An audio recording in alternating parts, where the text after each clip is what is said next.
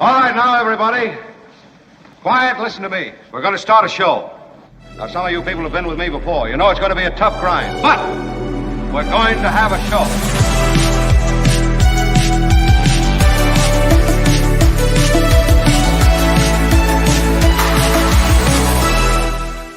And hello! We are glad you are here. Look at all the kids who showed up today. I love it. I'm talking about my darling Albert. Albert, thank you. And my darling Kim. Kim, how are you? Yeah. And then all of my darlings who show up in the chat before we even go on, you know. Really appreciate all of you. What a show you are about to enjoy. The magic of the sage, John Rothmann at the bottom of the hour. Yeah. And the magic of good eco news, along with the grim realities of many of the things going on in the world. That from Belinda Waymouth, we do It's the Planet, Stupid on Wednesdays. What? So very cool to have her in the mix. We will update the Hunter Biden case that continues on. We will show you a piece of Marjorie Taylor Greene just being Marjorie Taylor Greene, a deranged, unhinged crank going after Dr. Fauci. And you could have a serious conversation about COVID. As you know, I think they should do a real X-ray on what happened during COVID and our treatment of this pandemic.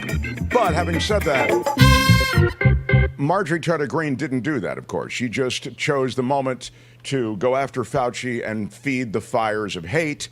It's a not even one-dimensional conversation about COVID. And as you know, I feel you can have a reasonable conversation about the origins of COVID. I was someone who believed that the lab leak theory made a lot of sense, particularly given the way there was a cover-up, in a sense, by the Chinese around that lab. By the time there was any independent inspection of what was going on in that lab, so many things had been cleaned up, it was clear something went down. So I guess what I'm trying to say is I'm a friendly audience on that. That's not fake. That's real. But they took Fauci yesterday, and it was, well, we'll get to it. It was just, it's adolescent. You're not. This is what's wrong with America right now. Is there's no real conversation about policy, about strategy. This is a serious thing, a pandemic. The next one may not be the pandemic that kills a small fraction of people. The next one may be a pandemic that kills a large fraction of people. So you need policies. You need strategies. And so you turn to governing bodies to try to investigate and decide. And then, of course, what do? They just make a show of it. And these hearings, they turn into shows. There are a lot of speeches, but sometimes there is some light with the heat. This looked to be a lot of heat and no light. I will get to it, and I'll share that clip with you, and we'll talk to John Rothmann about, that perhaps if he wants to touch on it. I've got all kinds of other things related to politics and beyond. There was that successful launch of the Starliner. Oh, yeah. The Boeing Starliner. Mm-hmm. Man, I'll tell you what, if you're on anything that says Boeing on it these days, you got to be, right? Am I wrong, people? I mean, it just is one of those things where you're just hanging on tight. Maybe the lead up, but once you're on that plane going on vacation, maybe it's a little better. Maybe I'm coping because I've been on a lot of Boeing aircrafts lately. But no, you're right, though, about one thing, which is once you're on and you're taking off, you just have to, let it go, right? You have to just let your anxiety, Who is having that conversation? I think everybody's having it on there. Oh, speaking of drops, because that is a drop from Oprah. I mentioned yesterday that this is a nice little warm-up. The Mark Thompson Show. The Alec Baldwin crew, his wife Ilaria, and his 7 children. Oh, my God. 6 of whom are natural kids. I'm sorry, you can help me with the phraseology, Kim. But anyway, they had sixth the old-fashioned way. And then during the time she was pregnant with the sixth, they had a surrogate with a child whose birthday, I think, is kind of concurrent with the birthday that she was, incubating as she was cooking right along. Yes. And so you'll pardon the clumsy phraseology again, but the point is... Why would you do that? Why would you you're pregnant yourself and you want so many kids that you enlist surrogates to keep... It's like child hoarding. Well, I definitely agree that it's an eccentricity that I wouldn't embrace. That said, they clearly have the means to do it. I think she is a bit extreme based on what I've seen in Instagram posts and whatever. I actually like him, his body of work, and his Instagram posts that have essentially been him talking to camera along the way. Now, since the Rust incident in which somebody was killed and another wounded, right? He's a troubled figure. But this announcement that he's going to have, along with his wife and kids, this reality show on TLC called The Baldwins, it got us talking. And I was just saying, I didn't have yesterday a drop, even one drop of Alec Baldwin. And he's been in so many movies and so many memorable roles. Michael DeWitt wrote, Mark, of course, my address here and our address here of the show is The Mark Thompson Show @gmail.com. You have to write that in there, The Mark Thompson Show @gmail.com. So Michael DeWitt used that email address and sent me, I found this page of about 100 Alec Baldwin audio clips. What? That's helpful. Michael's in Martinez, thank you.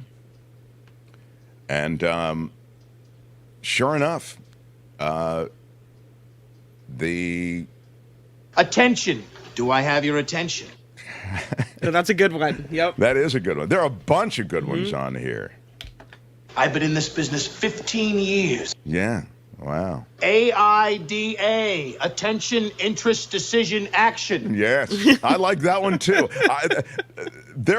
I've listened to a bunch of these. There are so many good ones. I don't remember even which ones are the good ones. But I mean, because you are going out. I love that one. Anything hostile we love on the show. So you are going out. Because you are going out. That is That's very good.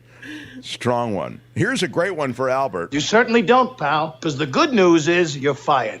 Oh, no. Yeah. Well, just like when Albert doesn't do something. Like, did you tweet yesterday, Albert? Did you tweet? Not yesterday, I wasn't on. I did tweet today, though. No, today I meant. I'm sorry if I misspoke. Yeah. Good. Okay. Good. I was going to be outraged on his behalf. He wasn't even here yesterday. All right. No, I'm sorry if I misspoke. Look, you How should apologize. Can you take the abuse you get on a sit? Attention, interest, decision, action. Yeah. Attention, interest, decision. Attention, interest, decision, action. Yeah. Man. You hear me, you fucking... What happened? What happened? Oh, jeez, I don't know. That's not what we're about. Oh, I'm sorry, everybody. God. It's a good thing we're not on KGO anymore. Well, KGO, we could have just dumped it. Yeah, My bad. I'm sorry. I'm sorry about that, guys. I wanted to get a piece of him speaking to his kids. Oh.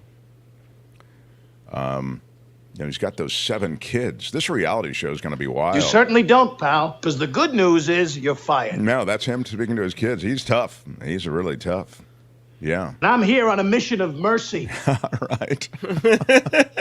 That's a good one, too. Yeah, that's a very good one. Man. Third prize is you're fired. Wow, that's good. Mitch and Murray paid good money. Get their names to sell them. I love the idea that he talks to his kids this way. That's a great sketch. Somebody, You're fired. Yeah. In 2 hours.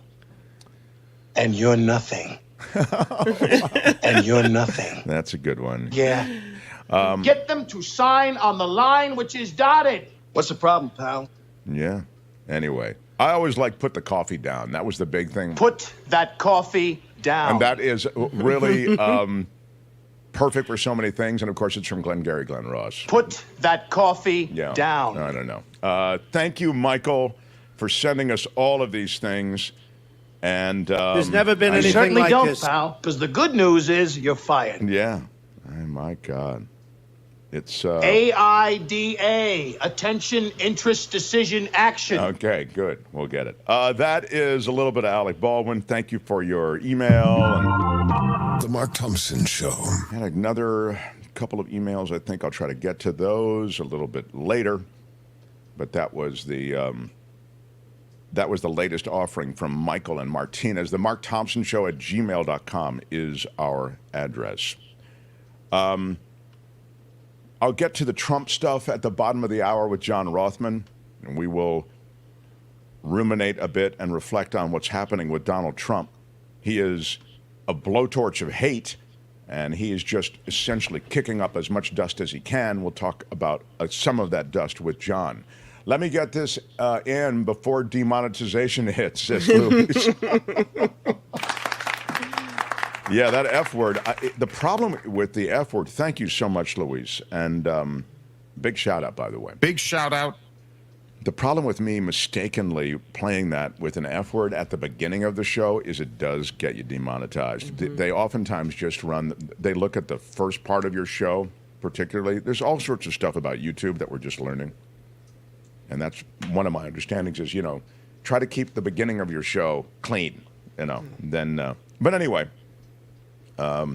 We already posted it's not for kids, so I don't know. The Hunter Biden case continues to grind on.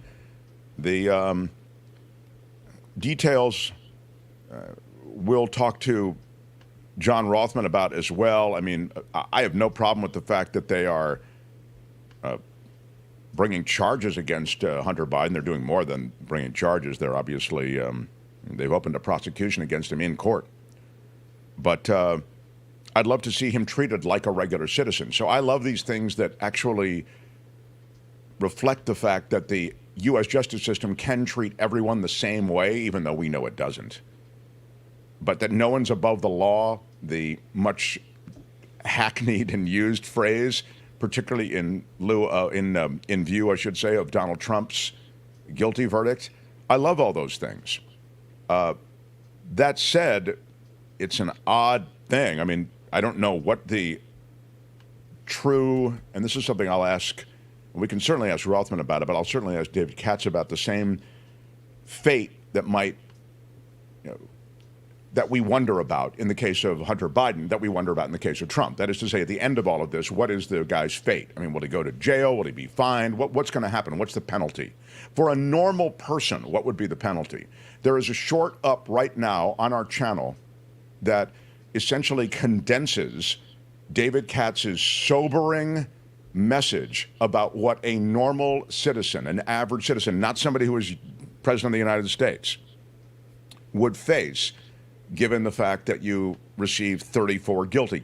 So the reality on that, I mean, I'll just share it with you now, is that you'd likely get probation. I mean, on a percentage basis, 70% of those who have similar violations with no prior record would get probation. Are you talking about Trump violations or Hunter Biden violations? Okay. I'm talking about Trump. Okay. And so when it comes to Hunter Biden, the question as to what will happen with him, okay, so he's found guilty of all these things.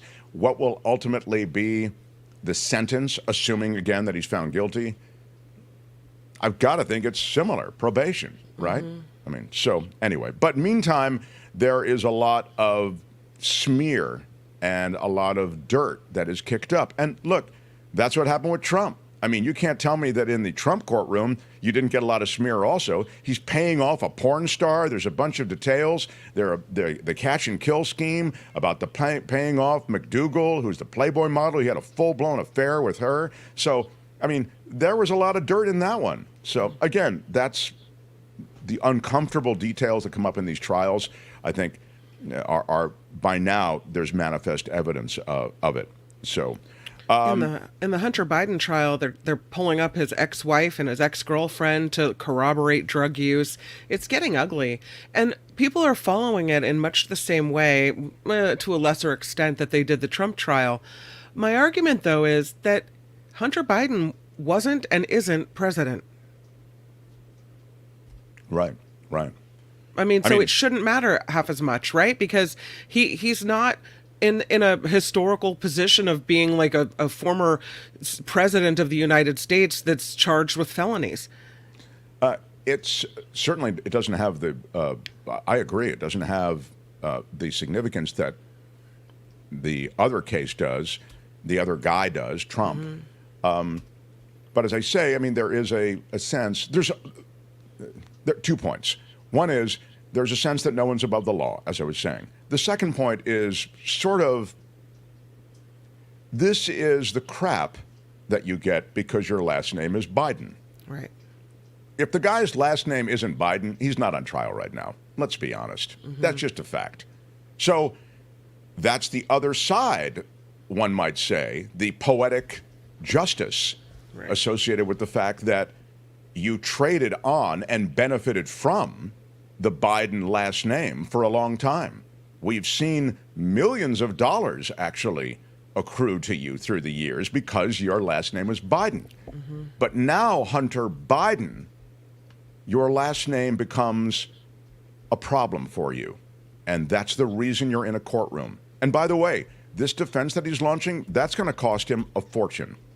So the benefits, again, of the Biden name now become deficits. But yes, Kim, you're right. There isn't the significance to the point that this case would not even be on if his last name weren't Biden. But and I have no problem with Hunter Biden being, I don't care what happens to Hunter Biden. I mean, I don't mean it to be too cruel, but I'm just saying, fine, no one should be above the law.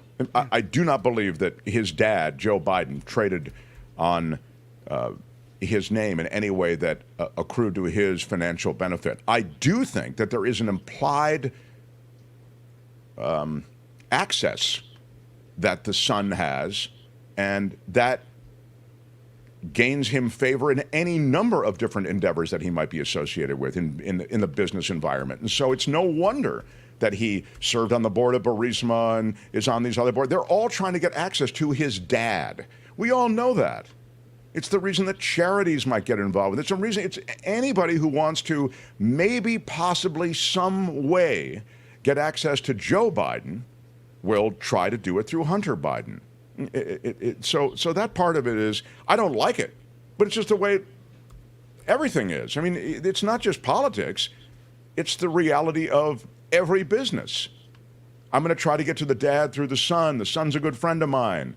You know, he's on the same soccer team, blah, blah, blah, whatever. You know this in business. So, again, it's the Nepo thing.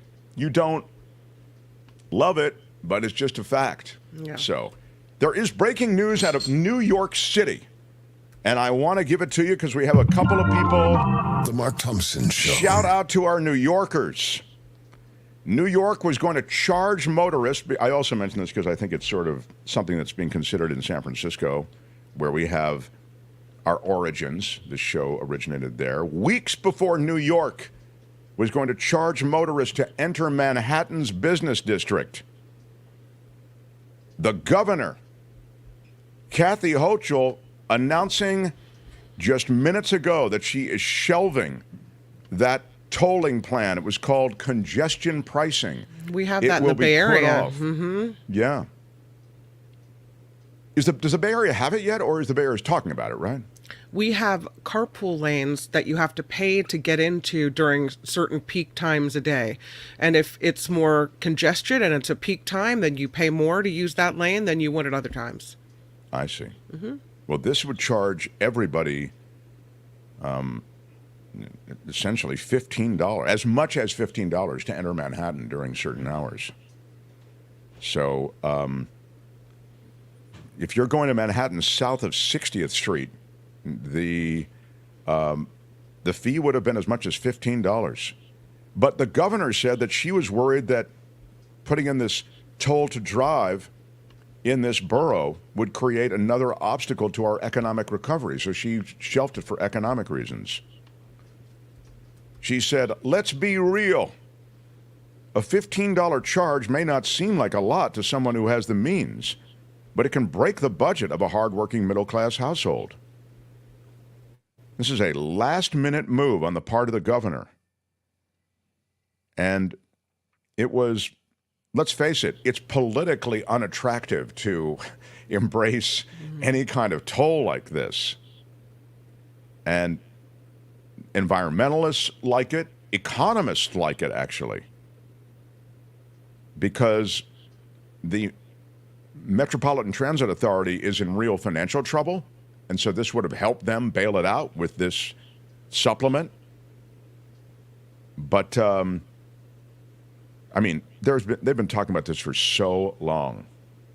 Democrats have opposed it historically, and she has opposed it. The governor of New York has opposed it, but now, again, they were going to do it, but the launch has now been completely shelved. Yeah. Well, imagine if you worked there and you had to pay that fee every day. Right. Exactly. Yeah. You have to somehow bake it into fees that you pass on to customers or whatever, but you may not have customers in which you can, to whom you can assign some fee like that. Anyway, now I'm thinking, as she said in her address, circumstances have changed, and quote, and we must respond to the facts on the ground. So, but without this projected $1 billion a year for the city's buses and subways, this transit system is going to suffer. And she's going to have to rescue that transit authority with money from Albany, from the capital in New York. Otherwise, I don't see how it's going to happen. Anyway, that's the update and that's breaking news out of New York. So thought I would share that with The Mark Thompson Show. Albert, play for me, if you would, a little bit of the Fauci yesterday facing the fire-breathing dragon of shallow, moronic statements. And that is Marjorie Taylor Greene. Go for it, Albert. This is the CNN coverage, and I actually was impressed by the CNN coverage. I was watching. I was quite pleasantly surprised. Go ahead, Albert. Do you represent science, Mr. Fauci? Yes or no? No, that's not a yes or no answer. Yes, it's a yes or no. But this is science. What does dogs have to do with anything that we're talking about today? These are scientific experiments. You're not doctor. You're Mr. Fauci in my few minutes. He belongs in prison. Will suspend. I've instructed her to address him as doctor. I'm not addressing him as doctor. Is this what we have become? Is this what we have devolved into? We should be writing a criminal referral because you should be prosecuted for crimes against humanity. You belong in prison, Dr. Fauci. No living. She's awful. Well, she's awful. I mean, as I say, you can have a reasonable conversation and x-ray and dissect what happened during the pandemic. I think there should be such a conversation, a full congressional report, but it should be a serious report, an investigation. It shouldn't be some political exercise. Of course, Marjorie Taylor Greene only cares about burnishing her image, and that's what this is all about. And so she's one of those jihadists against Fauci, and the problem with that is, again, it obscures some of the realities. There were decisions made and statements made that were problematic, and some of them were made by Fauci. So he should own some of those. But when you open with this crap, I'm not going to call him a doctor, I'm going to call him Mr., and then you get into you know how I feel about dogs and animal experimentation. I just did a whole thing about it yesterday. So you're speaking to a sympathetic audience, but that's not what this is about, Marjorie Taylor Greene. But she's trying to make anything stick to essentially smear his image. Then you have the guy sitting behind him who was a January 6er. And he is out, I think, maybe Rothmann knows, the details on the guy who was sitting behind Dr. Fauci for a time before he was removed from the room. I believe he was a J6er, and he is someone who is out right now awaiting charges, I believe. Anyway, he's behind Fauci, kind of rolling his eyes and doing that thing, playing to the camera. The whole thing was... And he says he's not sorry about it. He said he's making faces at Dr. Fauci, and he doesn't regret it. Right, and the point is that that's what we have devolved to, as referenced there. We've devolved to everything is just theater and a show and a TikTok video, and it's a shame because you understand people live and die in the next pandemic based on our investigation and decisions made about the last pandemic. Meanwhile, Dr. Fauci says to this day he's getting death threats. And Marjorie Taylor Greene, he said, is one of the reasons why. People like that keep putting his life in danger. I think that's demonstrably the case. Mm-hmm. How could it not be? Crimes against humanity? As I just told you, I think there is legitimate criticism to be leveled against Anthony Fauci. But crimes against humanity? I mean, they're just the rhetoric and the crap that comes out. She doesn't even know what she's saying half the time. She hears crimes against humanity. She says, oh, that's a good one. I'll use it. It's pathetic, man. It's pathetic. In a country where we have the means, we have the wealth, we have the collection of brilliance here in this country to actually make a difference and plan a strategy for the next pandemic. And there will be another one. I mean, already the bird flu has jumped populations. Mm-hmm.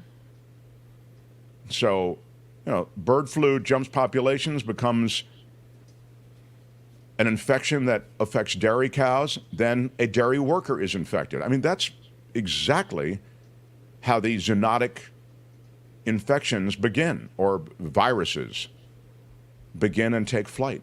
Anyway, so that's the story on her. She's sadly, she commands, because she's noisy, a lot of the public discourse, and I'm sure I've just fed a little bit of it by running it here. The Mark Thompson Show. We will get a little news from Kim. Then I want to get to the great John Rothmann, who joins us on Wednesdays. We'll talk about Trump. Excuse me. You all right? Excuse me. Okay. Yeah, we'll talk about Trump and smiles, evil smiles. Mm-hmm. Smashed it with your iron rod. CoachellaValleyCoffee.com. Look at Just that. having my Coachella Valley coffee. Where's the harp? Shoot. I didn't have the harp handy, but it is a wonderful there you go. thing. Oh, my God.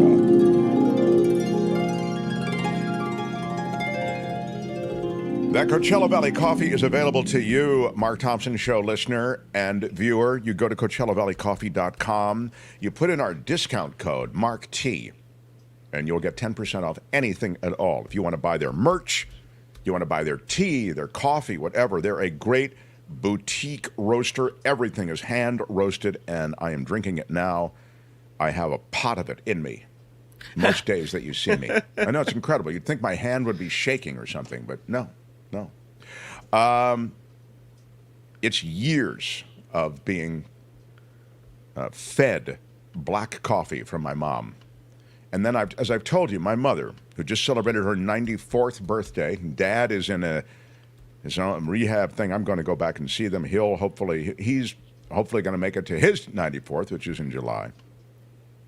But life's gotten complicated. But still, point about Mom is she always had that black coffee, Kim. Growing up, it was, just as dark as night, that coffee.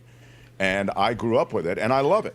And I'm a mad-ass coffee drinker. So my mom now has pivoted. So now she attributes every physical malady I have or any kind of issue I have to drinking too much coffee.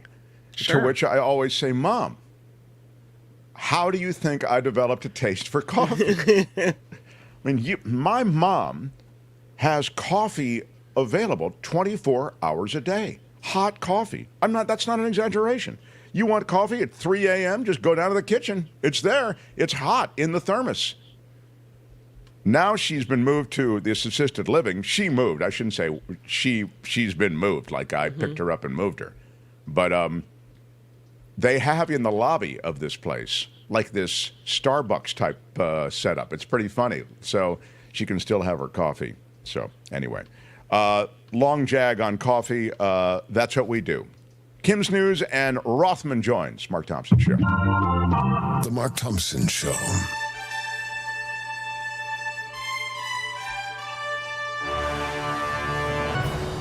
On the Mark Thompson Show, I'm Kim McAllister, and this report is sponsored by Tenuta Vineyards in Livermore. Let's start with Hunter Biden, because that's the trial going on right now.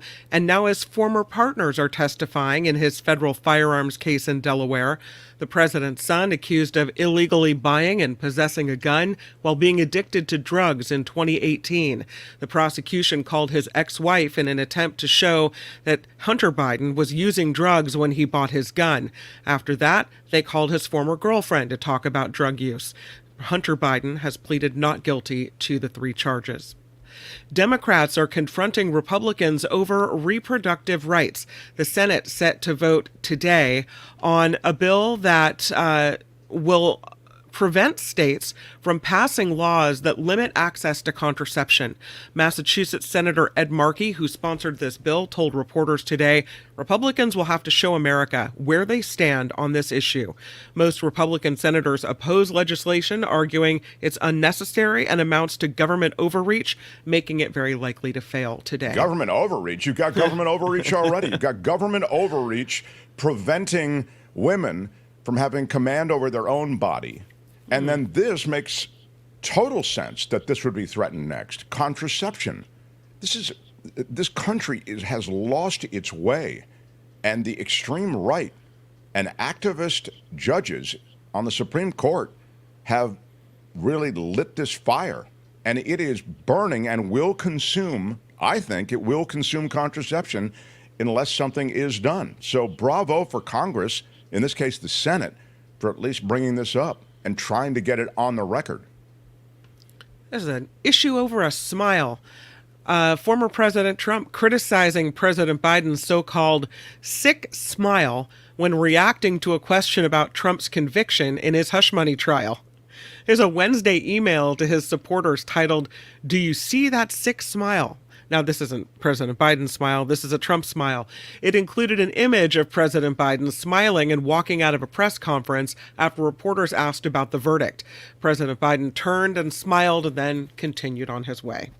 Speaking of Trump, he's coming to the Bay Area for a big old fancy fundraiser, and they're pulling out the Trump chicken balloon again. Because, There's never been anything like this. Like to get that thing on the bay once in a while and get it out of storage, Trump is... It is pretty terrific. It is pretty good. We have a picture of it now, if those listening. Yeah. It's worth a look. It's worth a look just to see giant the magnificence. Golden Trump chicken with a big golden Trump hair. Yeah. On a boat.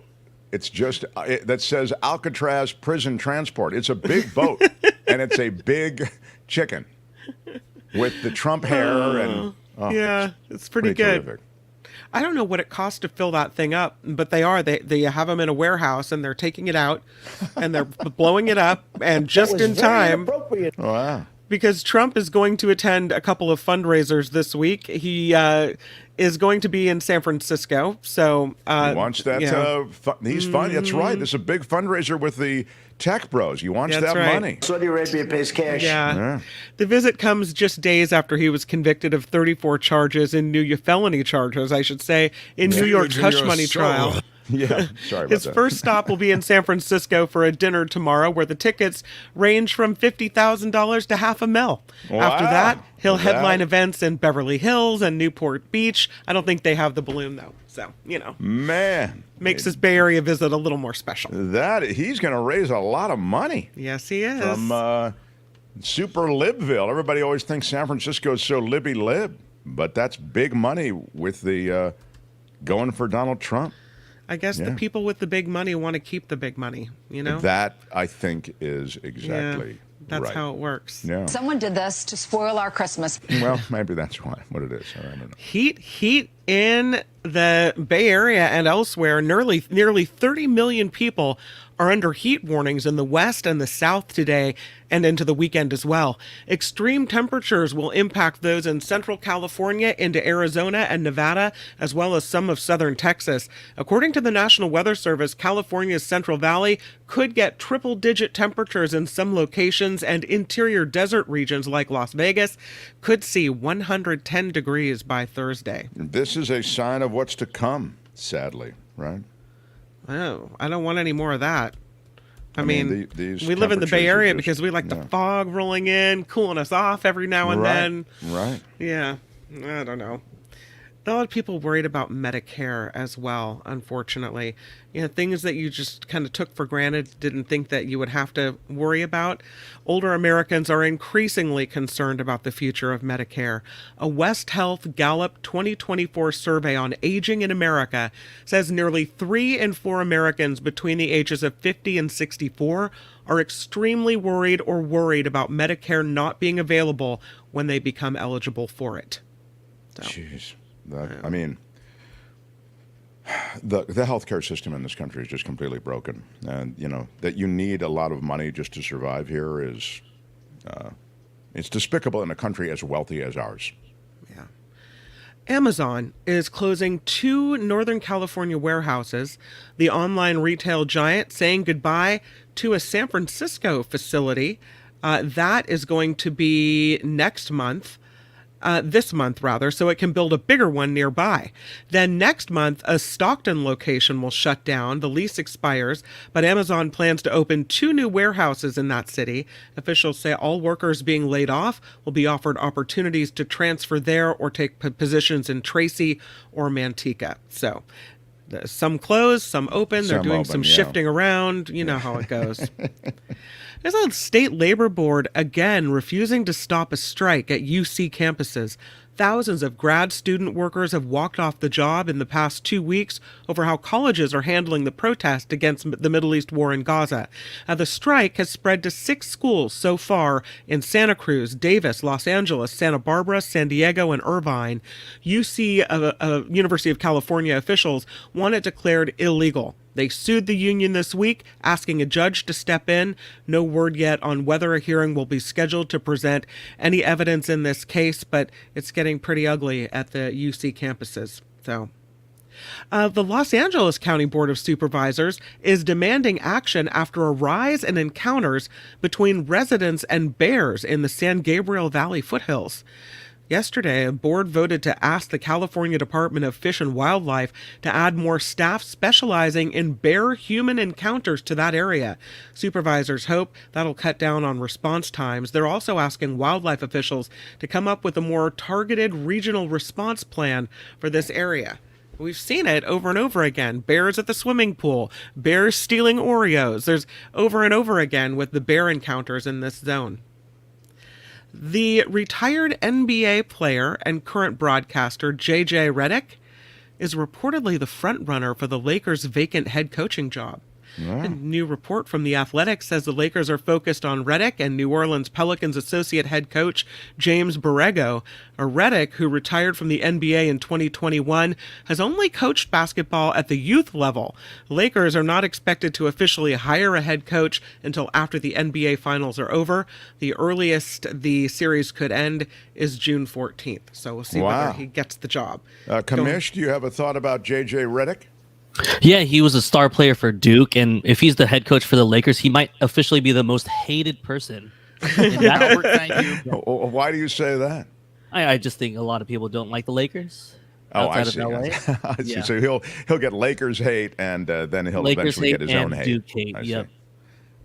He is featured prominently, not him, but the actor playing him, in the new Hulu series that I just watched last night, and we have an actor and one of the big characters from that series coming in maybe tomorrow, I think. It's called Clipped. It's the story of Donald Sterling and the Clippers and being forced to give up ownership of the Clippers because of that whole controversy with his girlfriend. It's really good, and I recommend it. It's on Hulu. It's called Clipped. Anyway, one last Redick thing on is JJ Redick. He does have a podcast with LeBron. That might be the Lakers trying to get LeBron back because LeBron will be a free agent this offseason. Oh, that's very interesting. I think there's a hint of desperation. I really do. There might be in putting that podcast together to get that job. Oh. Last story, also a little bit sports related. The childhood home of Muhammad Ali is on the market. Christie's International Real Estate announcing this week the boxing legend's boyhood home in Louisville, Kentucky is now for sale. Ali, who was then known as Cassius Clay, lived in that small house from the age of 4 to the age of 18 when he won a gold medal for boxing at the 1960 Summer Olympics. The house fell into disrepair after the Clay family moved, and then it was later bought by boxing promoter George Bachetto, who restored it and turned it into a museum. Bachetto is now selling the property and the 2 adjoining houses for $1.5 million. Little pink house. Man, cute. $1.5 million. Got a little sign outside saying, what happened there. Yes, but I mean, Yeah. you're kind of buying a tourist spot in a way. Where is it again? It's in Louisville, Kentucky. Yeah. I mean, if you were a huge Muhammad Ali fan and you wanted to preserve the museum and whatever, then, that works out for you, right? Oh, that's a good point, yeah. Yeah. This report is sponsored by Tenuta Vineyards because, yes, it is. You know they have a Father's Day event going on at Tenuta. It's going to be really fun. If you want to reserve a table, and they also have, you can put a specialized wine label on a bottle of Mark Thompson Why Are You Yelling Red with a picture of your father on it, or your put your own label on. Sure, there, that's right. Yelling. Yeah. Call Rich at Tenuta Vineyards 925-699-4576. You can email him as well. It's rich at tenutavineyard.com. TENUTA vineyard.com. You type or write or say, smash it with your iron rod. You get 10% off of your order and 20% off if you're ordering a case of wine.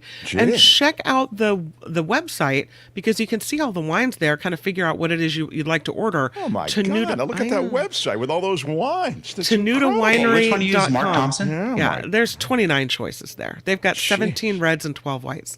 So, but it's interesting because the website is TenutaWinery.com and Rich's email is at TenutaVineyard.com. So that's a good point, Kim. Yeah. Easily confused, and I'm glad you point that out. Yes, thank you. I'm happy to be here, proud to serve.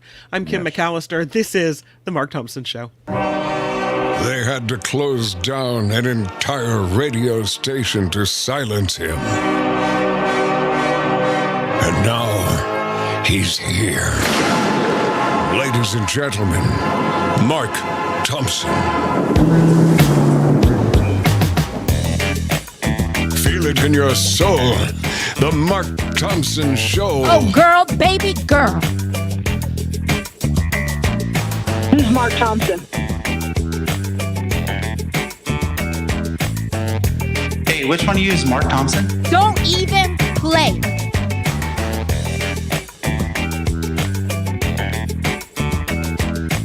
100% effective. How about that? Do you know what we're here for? There is no defense for my conduct.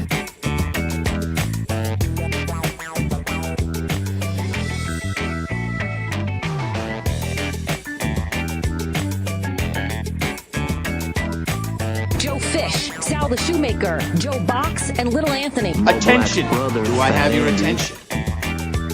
AIDA. Smash it with your iron rod. Seriously, what the? Yeah, what up, everybody? Excited that Wednesdays bring one of our favorite people, a lecturer, former KGO talk show host. That's where this show was born, on a station called KGO, big talk radio station, big news and politically minded, kind of politically centric type radio station. And when it went away, we tried to retain connections with everybody who was so important to that community and to our community of colleagues. This guy is such a person. He's an author, lecturer, as I say, former KGO talk show host. He's the great John Rothmann, everyone. John, boy, we've had every example of fire-breathing dragons of hateful rhetoric in the last 40 minutes. We've talked about Marjorie Taylor Greene, the former president, Donald Trump.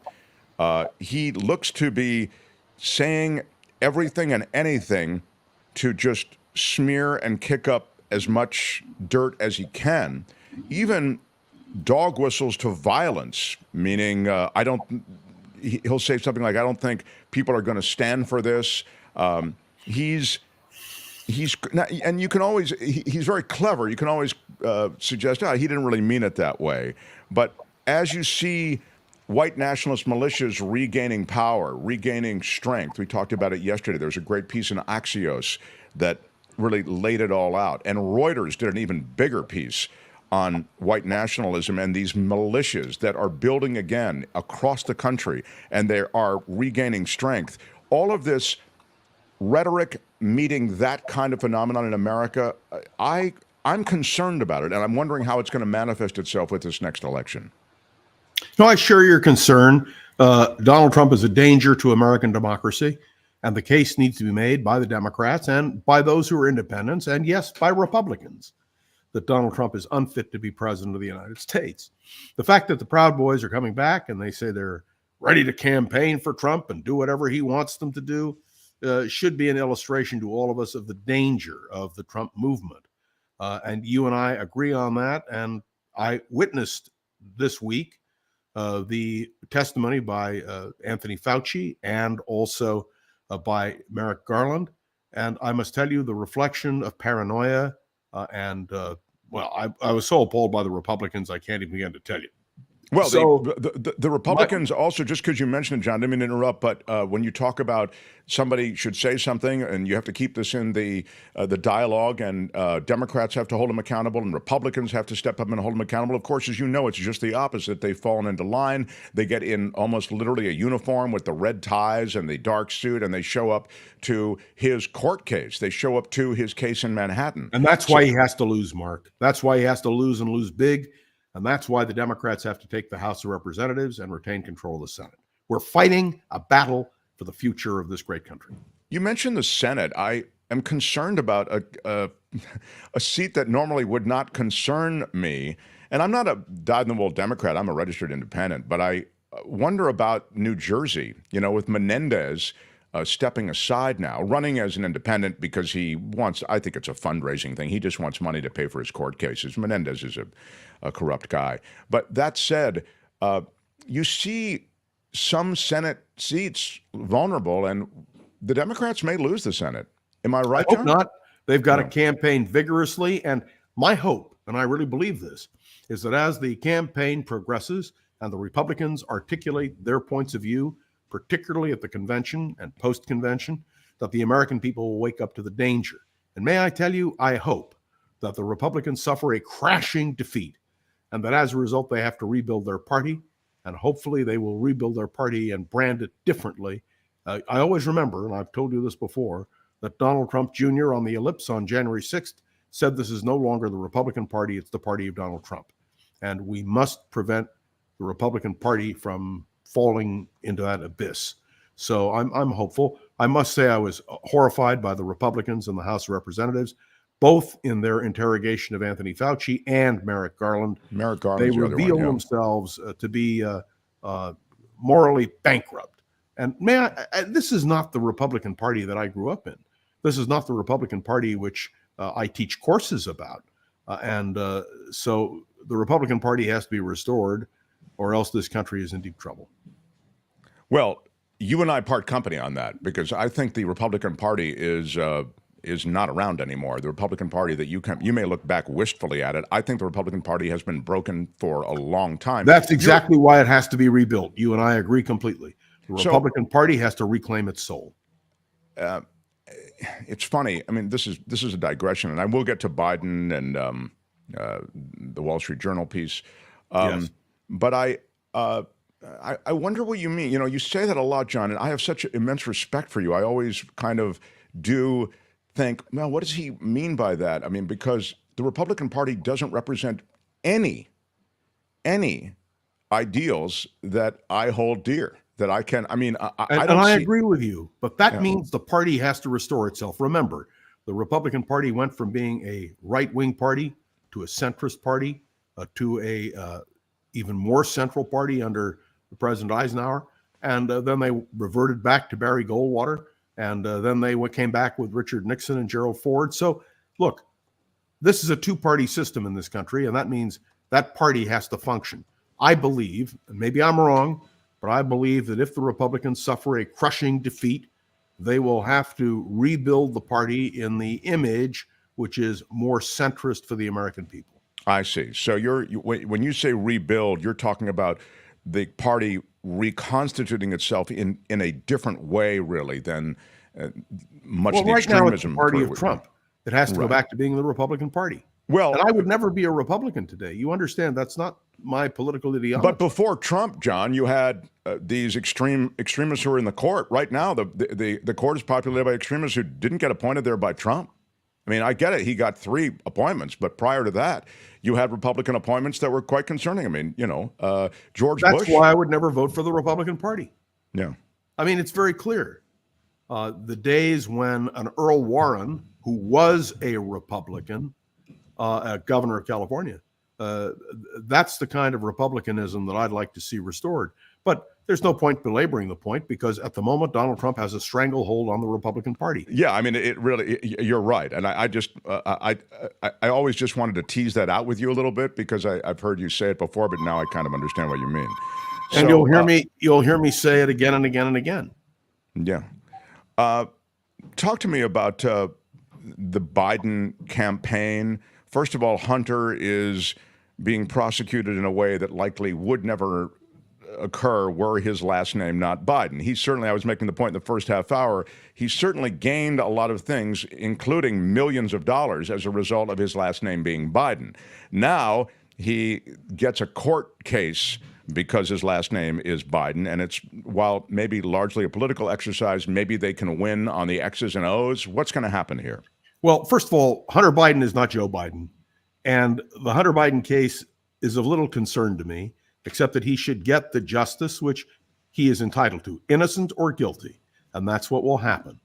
What concerns me more is the story that appeared in the Wall Street Journal about the question of the cognitive abilities of Joe Biden.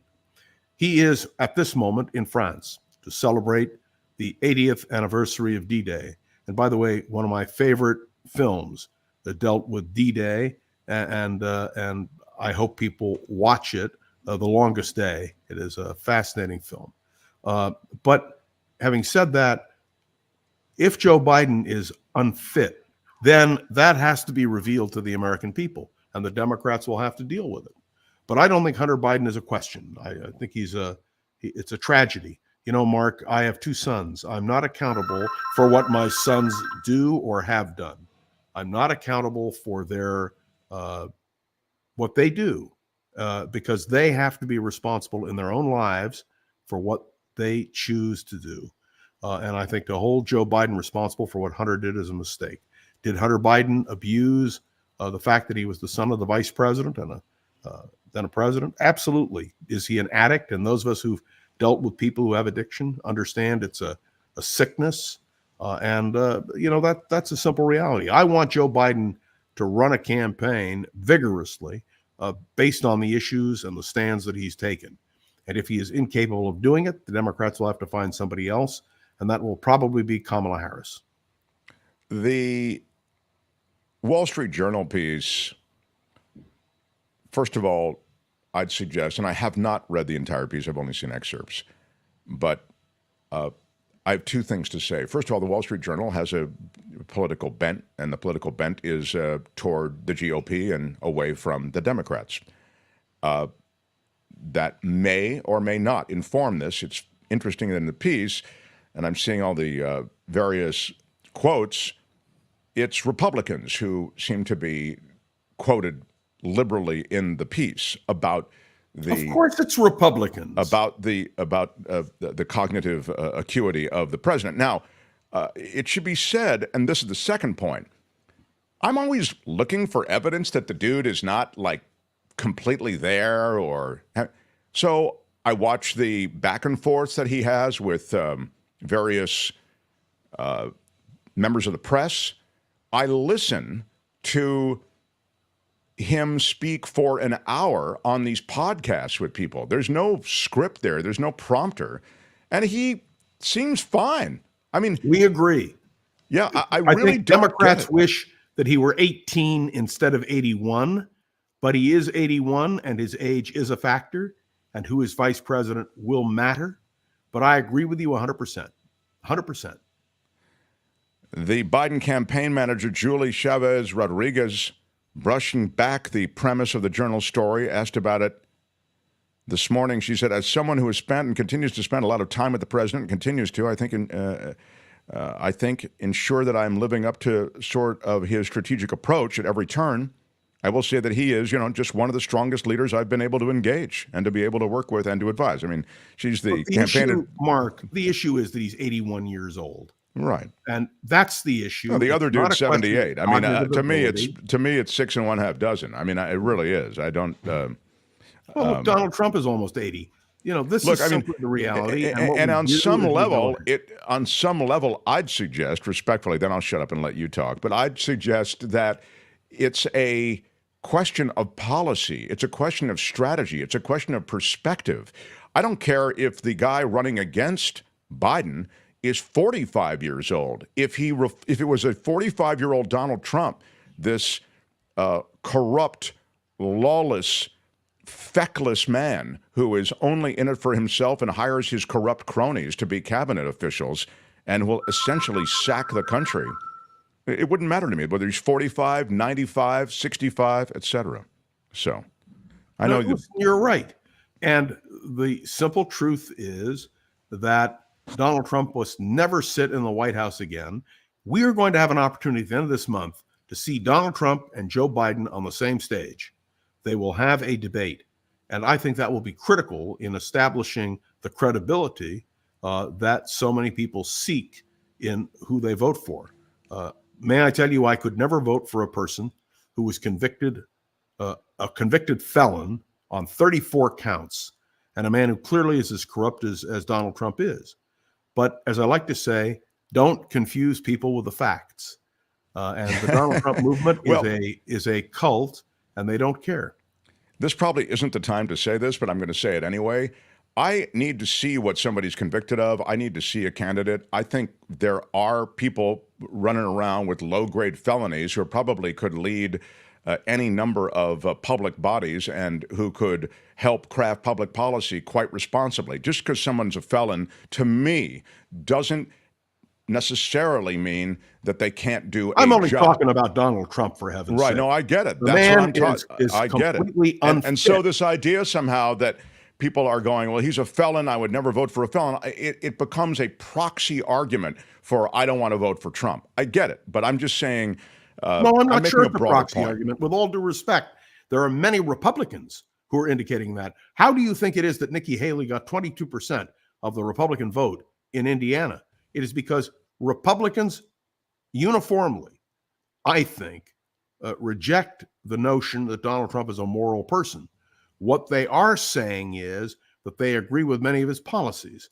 I don't have a problem with people agreeing with his policies, but Donald Trump should never be president of the United States. Liz Cheney said it best. He has to be kept out of the Oval Office. The fact that he was convicted by a jury of his peers on 34 separate counts, and the fact that Jack Smith is going to also ultimately have his day in court, all you have to do is look at January 6th. Donald Trump has no business being the president. And that Thank case you. has to me, those are the cases that really matter. J6 documents. Now, when you say his policies, John, what policies does he have? You the say I don't question have of any a woman's problem. right to choose. Who controls a woman's body? It should be a woman. His foreign policy positions. His statement on Ukraine that he would settle the problem within 24 hours. And well, you have a problem with those policies. You said I don't have a problem with people who embrace his policies. That's right. If they choose to vote for a person because of his particular policies, that's their business. My job my job anyway, is to expose his positions, which are not within the mainstream of American life. Do you understand that Ukraine may be defeated and probably will be in large measure because of the policies of Donald Trump and the Republicans? And that is the tragedy. And let me also point out to you, another major issue is the question of global warming. And I say this respectfully, but we are in deep trouble. And if you listen to the Secretary General of the United Nations, he essentially said today, this world is in deep, deep distress. And Donald Trump would withdraw from the Paris Accords again. Donald Trump doesn't seem to care one whit about global warming. That's another reason. You know, all of the issues we talk about mean nothing if the world is going to go through this process in large measure because of our own actions. Not completely, but in large measure. So there are a host of issues. Now, if someone believes, as Senator Jim Emhoff believes, former senator, believes that global warming is a myth, they can vote for Donald Trump. But anybody who believes that global warming, anybody who wants Ukraine to win, anybody who is concerned about the question of Ukraine, they can't vote for Donald Trump. And that's the case that has to be made. I can make the case of Donald Trump's immorality, and I'm happy to do it. But that's not what the American people, at least the Trump supporters, are prepared to do. Why do I think that Biden will win or a Democrat will win? Because the American people will reject the policies being promulgated by Donald Trump and the Republican Party today. Yeah, I mean, you may be right on the bottom line, but I don't think people vote on policy, although some of the stuff that you've talked about just now may cut through, like maybe the exceptions to that. For example, a woman's right to choose. What happened in Kansas, please, where a woman's right to choose. I just said a woman's right to choose, John. A state that is solidly Republican repudiated that. And let me tell you, after the summer we are going to have. Kansas is not going blue, John. Am I right or wrong? You know something? They will vote Republican, but they won't vote for those policies. They won't vote for those policies, and that's the key. I'm interested in Wisconsin. I'm interested in Michigan. I'm interested in Ohio. I'm interested in states where, because of the way the system is set up with the electoral vote, that they will really matter. Unfortunately, Kansas and Hawaii don't have the great weight because their number of electors is limited. Schumer has done something quite good, I think. He's talking about, and Kim had it in the news, about IVF and contraception and putting that in the crosshairs of a vote. So and if Kim comes back on, we talked about IVF when all of this first came down, Roe v. Wade, and I said to her, that's what they're going to go after next. Yeah. And I was correct on that.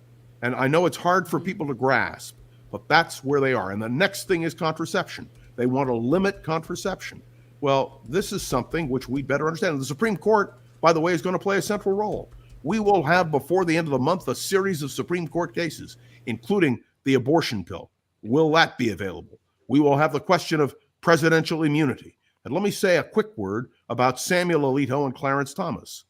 These two individuals who clearly are biased and clearly have, I think they're corrupt. They sit on the Supreme Court. No one is going to have them removed from the court. And I would predict to you, when the question of presidential immunity comes up, wouldn't surprise me if those are the two who uphold Donald Trump's position. So I say this respectfully, but it's also a battle for the United States Supreme Court. The Democrats must win if we are going to have a semblance of a national consensus. And I am concerned about IVF, and I am concerned about birth control and contraception in general. Men and women must have access. Mark, if somebody tried to tell me what to do with my body, let me tell you something. That four-letter word that appeared a few minutes ago by accident on your show, well, that's what I would think. First up in the Senate today is a Democratic-led bill that would codify the right to contraception nationwide, including emergency contraception morning after pills like Plan B. Yes. And Republicans, Schumer is saying, are outside the mainstream on abortion and broader reproductive issues. And he feels clearly that forcing them to vote on the record would make their positions clear to the public. And absolutely. It would be, yeah, 100%. I mean, it's a smart strategy, I think. Now, may I point out quickly, in defense of Donald Trump, he has come out in favor of IVF. He believes in vitro fertilization is something which should be permitted. I hope that causes a rift among people who would support him.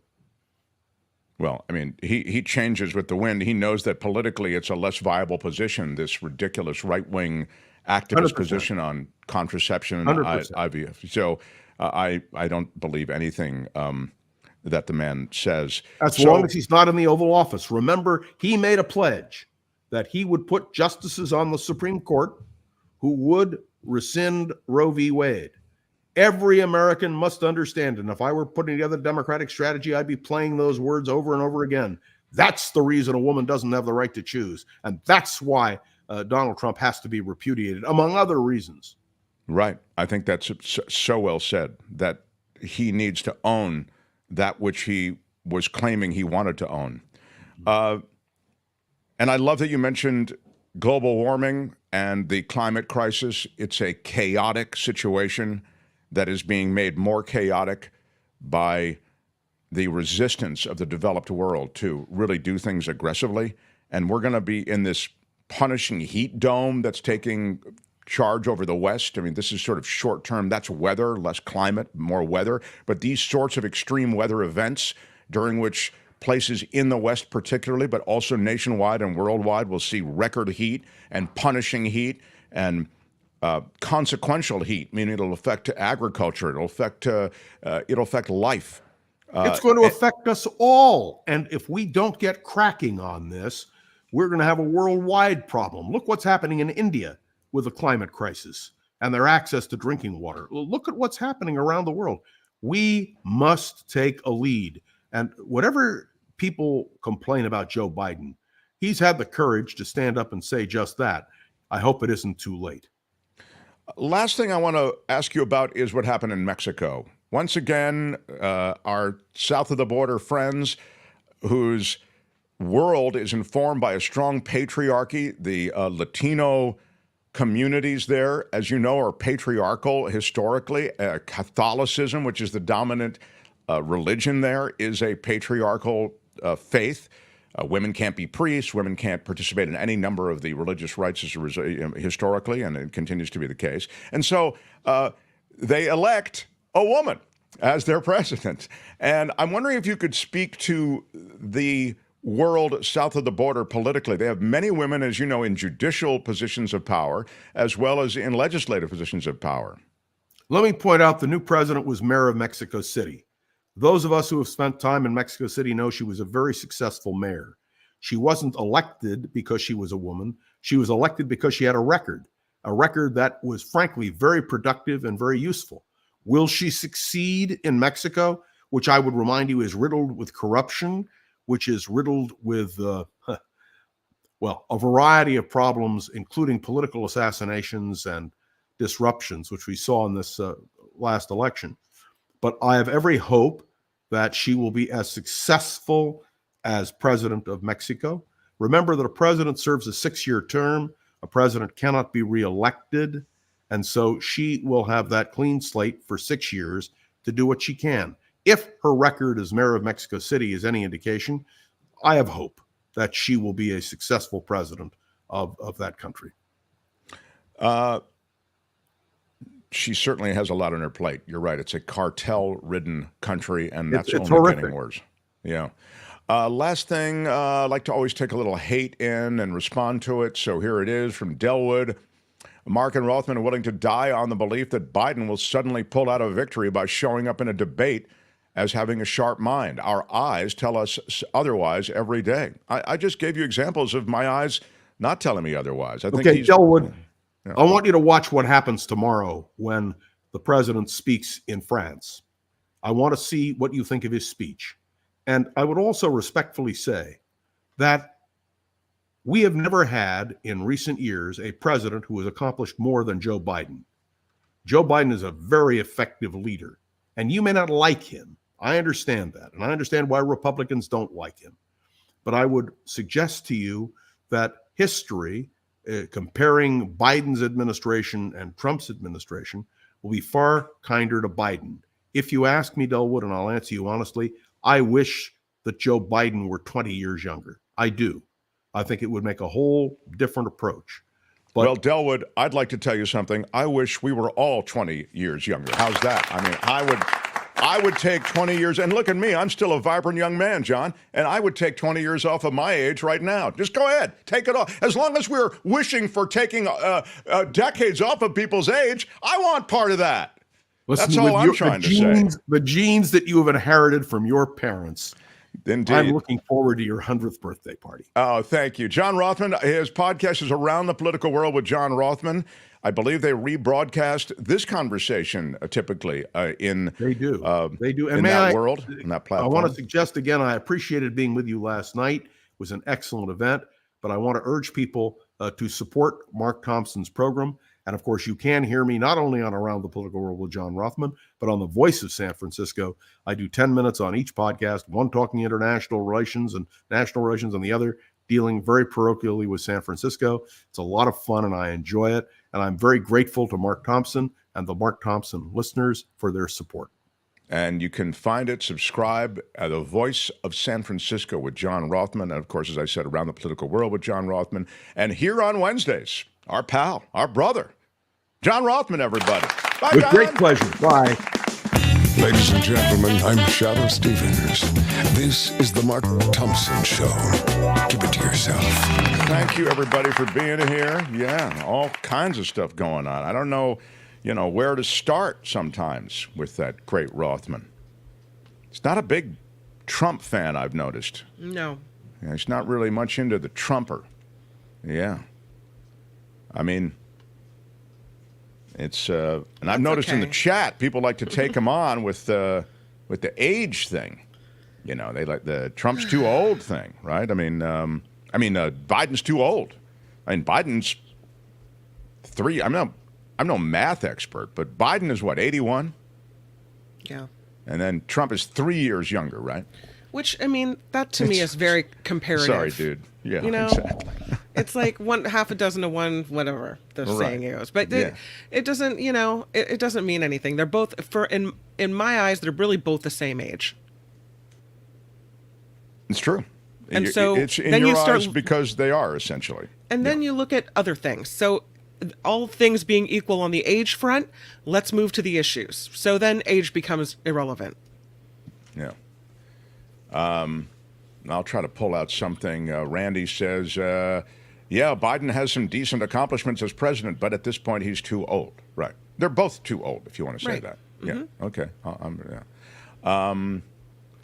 President Biden isn't afraid of speaking in the rain. Thank you. That's the D-Day. I mean, look, Trump has no sense of D-Day or significance of Gettysburg. Remember, he went on that whole thing about Gettysburg. I mean, the guy is just, please, he's a train wreck. The fact that anyone in the chat, viewers, anyone joining this platform can make any sort of supportive comment for Trump and his cronies, they are seditious, corrupt people. And I'm not talking, look, I'm from Washington, D.C., I'm not talking about the legal corruption. It's already ripe with legal corruption. Look at the fact that all of these legislators still can trade stocks. They can do it on knowledge, and they're all becoming millionaires. That's legal corruption. That wasn't enough for Trump and his cronies. They go for wildly illegal corruption and to try to undermine the country. So that's, look, I'm with undermine the country, meaning the election. Sorry, but I just keep defaulting to that as I see these various comments in the chat. We're going to move on, though. I'm done with Trump and that whole question.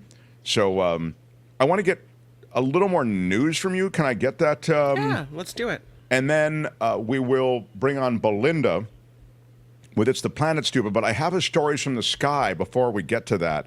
So I want to get that as well as any other breaking news. Again, you'll remember yesterday something happened that was unprecedented. Albert, you weren't here. But yesterday, Kim stopped the rollout music for a breaking news story. I mean, it was kind of feel bad about it now. Unorthodox. What? Yeah. No, I thought it was worth it. I told you yesterday. And the commission's here today. And Albert, she stopped the rollout music for the breaking story about the baseball player who got a lifetime ban for gambling. No, a year ban, a 1 year ban. Oh.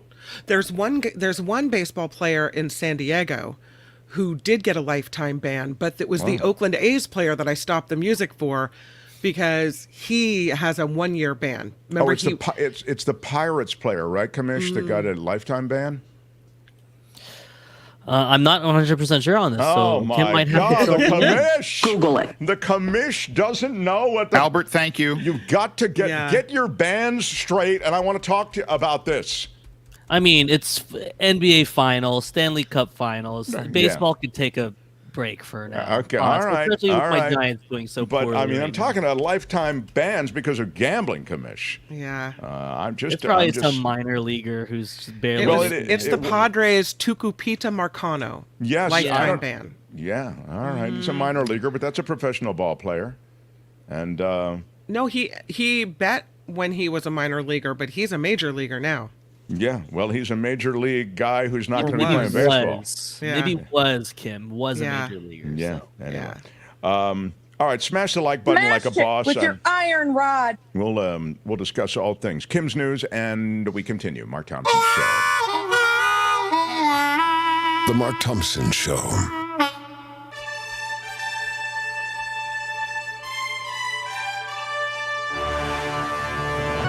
Speaking of baseball bans, just a quick mention that yesterday we heard again that player Tucupita Marcano being banned for life for gambling. The same day that happens, the Major League Baseball officially clears Shohei Ohtani. He is now completely in the free and clear formally of any involvement in gambling. So. His translator and close friend, I think best friend, you might say, closest friend, stole $17.5 million from him to gamble and pay off gambling debts. Yep. Still, it's amazing to me that Shohei Ohtani didn't know about that in some way, but apparently he didn't. They had the feds involved. They had Major League Baseball involved. All those investigations apparently just point to his translator being the gambler and not Shohei. So, yeah, they say he's officially a victim of fraud. Case closed. Wow. Meanwhile, Good day, sir. In addition to that lifetime suspension for Tucupita Marcani, 4 other players, including Oakland A's pitcher Michael Kelly, Arizona Diamondbacks minor leaguer Andrew Saalfrank, who pitched in the World Series last year, they were suspended for 1 year for betting on baseball games in which their teams did not play. So, just to kind of round up that story. Yeah. All right, we move on because the man who sold the gun to Hunter Biden is on the stand in his federal gun trial in Delaware. The president's son is accused of illegally buying and possessing a gun while being addicted to drugs in 2018. The prosecution earlier called Hunter Biden's ex-wife in an attempt to show that he was using drugs when he bought that gun. So that is ongoing in that case. Millions are under heat alerts and warnings in the West and South starting today and into this weekend. Extreme temperatures impacting those in Central California into Arizona and Nevada, as well as some parts of Texas. Police arrested at least a dozen pro-Palestinian protesters after they barricaded themselves inside the Stanford University president's office early this morning. Protesters said they would not leave until the university administration agrees to divest from Israel. Stanford released a statement saying it will work with law enforcement to ensure protesters face the full consequences allowed by law. All arrested students will be suspended, and if they are seniors, they will not be allowed to graduate. Wow. So there. Yeah. Whew. I don't know. I mean, this is a school. Imagine how much these students have paid to go there, how hard they have worked to get there, how hard they have worked to graduate. And then, you know, an incident like this, and it can derail their future. I don't know. I'm tough law and order. I don't believe the encampment should have been allowed to be set up. I think then we could have avoided a lot of this. I think if you had controlled and allowed, but controlled the protest, I do think that colleges and universities can be incubation areas for terrific thought and argument and protest even, and activism. So I don't have an issue with any of these things, but it does have to be controlled and it does have to be in limited spaces. The minute you allow these encampments and takeovers of these various administrative buildings and buildings that are associated with academics and classes. You just lost control. So I do think that those kids should be removed. There should even be arrests. I mean, civil rights protesters wore arrests as a badge of honor. They understood they were going to get arrested. Now let's get to expelling these kids. I do believe you can suspend them. Depending on what was done, I feel that for the reasons that you've mentioned, Kim, actually expelling them from the university might be a bit harsh. It depends on the specific situation, but for the reasons that you've articulated, so much invested in terms of time and money, I don't know about expelling them for it. I really don't. I do believe, as I say, there have to be limits and it has to be strictly enforced, but as long as people know what the limits are, what the areas are, what the effects are of their actions, I think all things are fair. But if you just pull expelling them out of the bag of tricks you have that somehow are associated with an enforcement that you didn't do earlier in this process, I might have a problem with it. Well, what about holding on to their diplomas, not letting them graduate or move forward with their lives? Yeah, that's what I mean. I think it might be excessive. I feel everything up to that is probably acceptable, but you do need to let kids know, look, this is violating university policy, and here are the effects of violating these policies. They must know that ahead of time. If they know it ahead of time, then I think it's completely defensible. But again, I would tell my kids, get out there, get into the quad, get out there into those spaces there you're allowed to protest, make noise. Make your position known, but do not violate university policy. That's what I would tell my kids. Absolutely. I like your kids. Your kids are awesome. Amanda Knox, the slander conviction that she had faced is being upheld by an Italian court. 36-year-old Knox made international headlines in 2007 when she was arrested for killing her roommate in central Italy. She spent 4 years in prison for that murder, was then cleared of it twice. Knox was also convicted of slander in 2009 after the court found she wrongfully accused bar owner Patrick Lumumba of taking part in the murder. Today, Knox tried to clear her name, but an Italian court held up the slander conviction. So she just can't get away from this thing. Turns out, researchers say the Earth is warming at a record rate. Data from the Indicators of Global Climate Change report does not show climate change speeding up significantly. Last year's rate of warming reached under 0.47 degrees Fahrenheit per decade. So some researchers say it's warming at a record rate, and other researchers point to data saying it doesn't show that it's really speeding up significantly. So here we are at an impasse again. We've talked about Boeing's historic Starliner mission launching its first crewed test flight into space, and today that thing took off. Finally, veteran NASA astronauts Butch Wilmore and Sonny Williams are part of the crew in the Starliner capsule on a mission to the International Space Station. It marks just the 6th inaugural launch of a crewed spacecraft in U.S. history. Wow. Get out there. You got the prospects coming in. You think they came in to get out of the rain? Okay. Pope Alec Francis Baldwin talking to his kids again on that reality show. Wow. Yeah, he's a little harsh.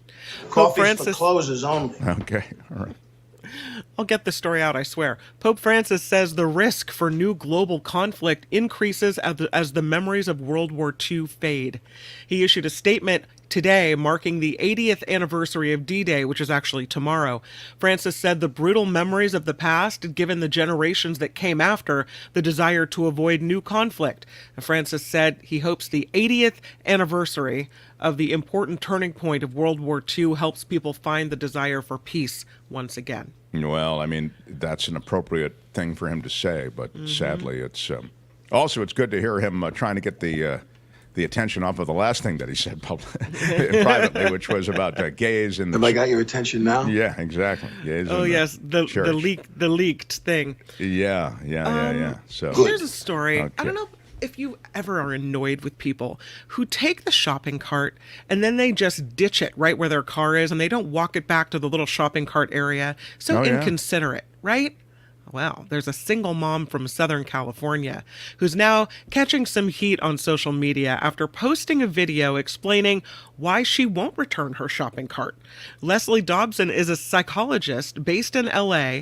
Her TikTok video brought in comments from viewers who called her an entitled and a Karen. Some suggested locking her kids in the car or taking them with her to return the cart. But in a follow-up video, Dobson said single mothers in grocery store parking lots are prime targets for predators, and she isn't going to put herself or her kids in any danger, and so she's not returning that cart. Nope. Wow, she's tough, huh? Uh-huh. She could be tougher than you are. Oh, she's mad, no. You son of a bitches, get mad!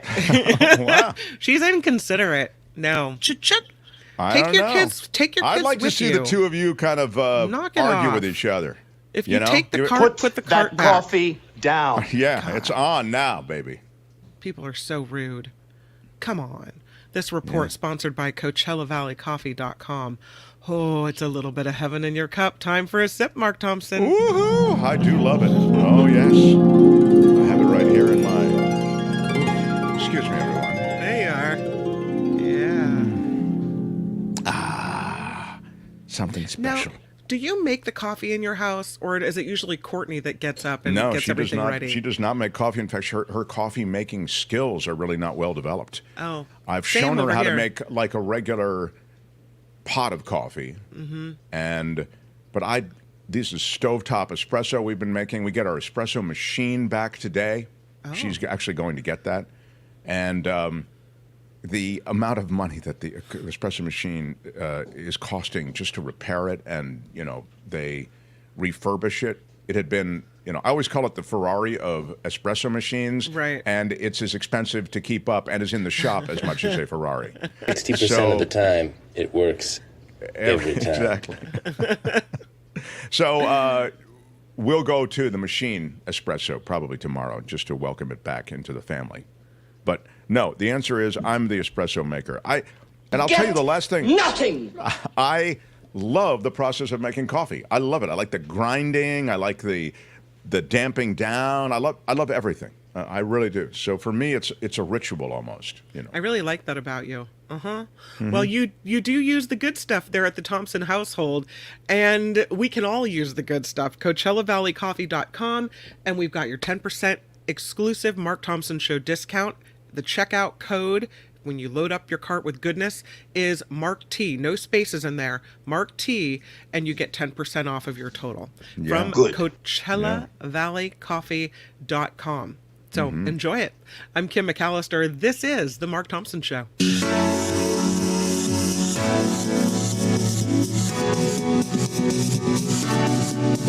The Mark Thompson Show.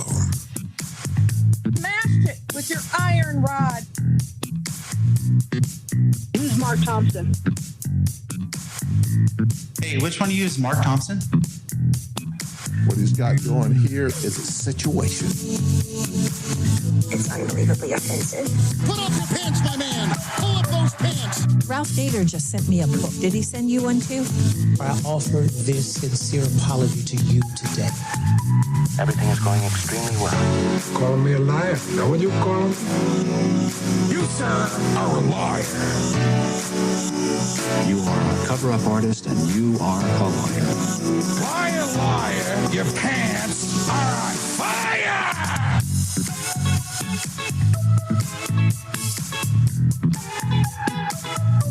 Google told me. Can you let him finish, sir? It was wrong, it was stupid, and I'm trying to be a better person. No. I'm going to tell you what I think. What are the porn stars doing? Do you have a secret now? Isn't anybody but a weed? 100% effective. How about that? Say what? And this is their new host. There is no defense for my conduct. I misspoke. I stand corrected. And I wanted to apologize to the Asian community, the Asian American community.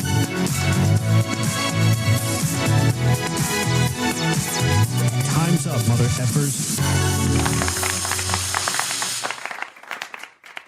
Right on, right on. Oh, girl, baby, girl. Don't even play, baby. Yeah, we are here and excited that you're with us. Thank you for subscribing to the show and hitting the notification bell. We're going to be dropping a bunch of videos in the months ahead that we will not have on the main show. So it's a great way to just stay posted on when we drop something on the channel. We'll let you know. We will not blow you up with any kind of other, just subscribe. It's free. What brand of espresso machine do you have? Ren. I will I'll post a picture and a full, what should I say, video. We've talked about this, actually. Kim and I spoke of the fact that maybe I'll do something in the kitchen you'll actually see the brewing process. I like it. Are we saying that Mark doesn't have a butler who makes his coffee? No way. No way. I really am. I'm going to confess to you, that was who was that? John who asked about the butler thing? I forget. I'm sorry, I couldn't really see. I was just looking at that. But anyway. James. James, thank you. James Watson. James, you're on to something, because I will tell you, and this is a kind of an embarrassing thing, but I'm just going to share it with you. I think increasingly I'm going to try to share embarrassing facts so that I can bring our subscriber numbers down. We just passed 34,000 subscribers. Yay, woohoo! So I messaged Albert and Kim last night. I said, hey, we just passed 34,000 subscribers. I was excited about that. Kim, of course, said, great, you're just short. You've got only... I said, you're on your way.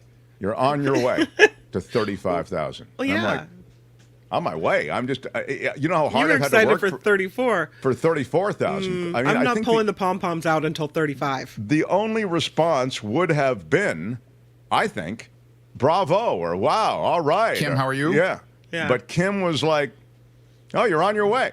Yeah. So like when Kim told me the other day, she said, hey, I just passed 2,000 subscribers for the After Party Live. Which is ridiculous in comparison to 34,000. I'm just you're saying, on your way. You're on your way to 10,000. I didn't say that. And it's like, I said, wow, that's great. That's exactly what I said. And I would like to apologize to the Mark Thompson community. You should, because your words upset many people. My words upset so many people. How could you not just be enthusiastic? Why can't you be that way? Because 34,000, it's like you're so close to 35. Oh, I mean, my God. When you look at like 2,000, it's nothing in comparison. So I'm looking at your next big thing.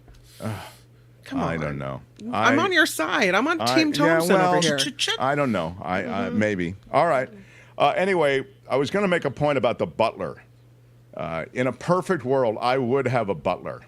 And I think that's exactly... Of course, everyone's for Kim. Congratulations, Kim. Congratulations, Kim. Congratulations. Everybody's always on Kim's side. Yeah, So Kim, she S's all over me. What? And everybody's all about Kim. Oh, Kim. Yeah, well. Anyway, look, a little family rivalry is a healthy thing, but all I'm saying. Why do you have to take it to the gutter? Come on, people. Who's that? Who? Alto. I see. Yeah. I don't know. That's not. Well, I would say this. In a perfect world, I would be Bruce Wayne, and in between my Batman stints, I would have a butler making me coffee. I would love when you get that high roller suite in one of those places in Vegas or wherever, like I've been with friends of mine who've been high rollers, they have a dedicated butler. They call him a butler. And it's pretty amazing. And you can, call the butler up any time of day or night and get something. Pretty cool. So, sadly, I don't have that deal here. Yeah, I have to do my own thing. But there's probably a virtue in that. Haven't been able to find the virtue yet, but I'm sure there is one. Senator Bob Menendez. He of the gold bars, yes. Yes, he, as I told you yesterday, is running as an independent in the gold bar ticket. What? Yeah. Belinda is here, by the way. She's standing How by. dare you interrupt me? Albert, thank you. I'll just finish this. Robert Menendez is the son of the other Robert Menendez, and he's a freshman congressman. And his campaign for a second term, overshadowed by his father's ongoing bribery case, he looks like he is going to be the nominee in the Democratic primary, which is where he's prevailed in. They just had, as you know, a bunch of primary votes, and he won against the Hoboken mayor. So he will likely, it's a solidly Democratic district, the 8th district there in Jersey, and so northern New Jersey, he'll get that seat again. There he is sitting next to his dad. So again, no accusations of corruption to the younger Bob Menendez. Senator Bob Menendez pleaded not guilty to charges that he accepted gold bars and cash in exchange for helping several businessmen. And he is not running as a Democrat, but as I say, filed for re-election this week as an independent. And that's the Menendez update. So they don't look much alike. The Mark Thompson Show. What's that? They don't look very much alike, those two. Yeah. Yeah. And it would have to be a bummer to be running for re-election when your dad is on trial for criminal charges and bribery and, you know, the deep, dark underbelly of helping other countries at the expense of America. These kind of things. Yeah, you're right. Yeah. I mean, I'm certainly not the publicity you want. You don't, I'll put it this way, you don't ask for him to come out there on the stump. No. You know, son, I'm available if you need me to come out. No, Dad, you know, we're okay. good, actually. It's pretty crowded up there already, so I wish we had room. Yeah. Calvin Wong, a shadow producer of this show, says he's Corruption Junior. Right. Menendez's daughter is on MSNBC. Is that right? Yeah. Is that correct? Can we Google that? Google it. Yeah. That's funny. She's a anchor reporter. Is she? Alicia Menendez, I think, is her name. Wow. That is wild. And she's addressed her dad's indictment. What has she said? She's an MSNBC host. My bad. I'm sorry. She said she's not going to be reporting on the case, basically. She said last week a grand jury indicted U.S. Senator Bob Menendez. This week, dozens of his own party members have demanded his resignation. I've been watching along with all of you as a citizen and his daughter, and I will not be reporting on the legal case. That's it. That seems fair. Okay.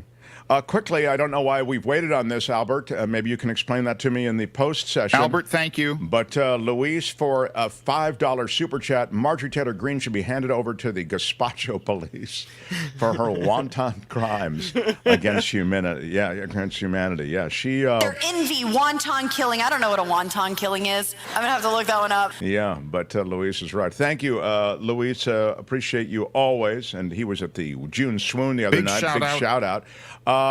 Also, Nutritional Lives for Mark's bladder. $2. Yeah, thank you. I did Big shout out. Have a pot of coffee. Spencer Jaffe, always showing us some love. How about it with a $2 super sticker? Nice. And on to Luis again on Trump's D-Day visit. Trump thinks D-Day is free donuts at Winchell's. So, Luis, big shout out.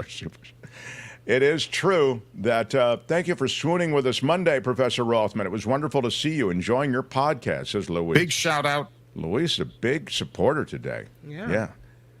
Good stuff. Thanks, everybody. Okay, now we move on. The Mark Thompson Show. Wednesdays, we like to look at the planet and what's going on. We do it in a segment we call It's the Planet, Stupid. The planet Earth. Some call me nature. I am very passionate about the planet Earth. A living, breathing planet capable of sustaining whatever life forms we see fit to deposit on it. Spock, judging by the pollution content of the atmosphere, I believe we have arrived. It's the planet, stupid. No. It's the planet, stupid. Our guide for It's the Planet, Stupid is eco-journalist Belinda Waymouth. Nice to have you in the mix always, Belinda. Thank you. Nice to be here. Yeah. What do you point us to today? Well, shall we start? What do you want to start with? Good news, not so good news? You tell me. I've got both, of course. No, I know, and I always feel like it's how you sell the good or the bad. It's all in the sell.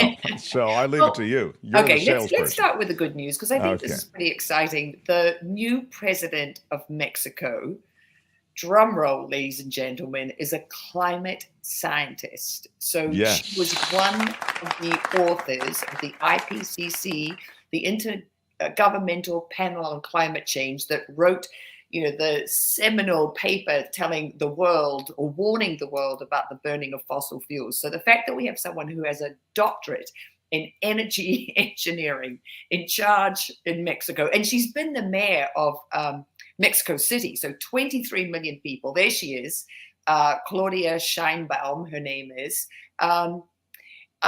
It's fantastic because she is climate change literate, and she has while she was the mayor of Mexico City, she put in this huge solar array on top of their biggest Mexico's. It's a wholesale market, and she solar paneled the entire rooftops of the market.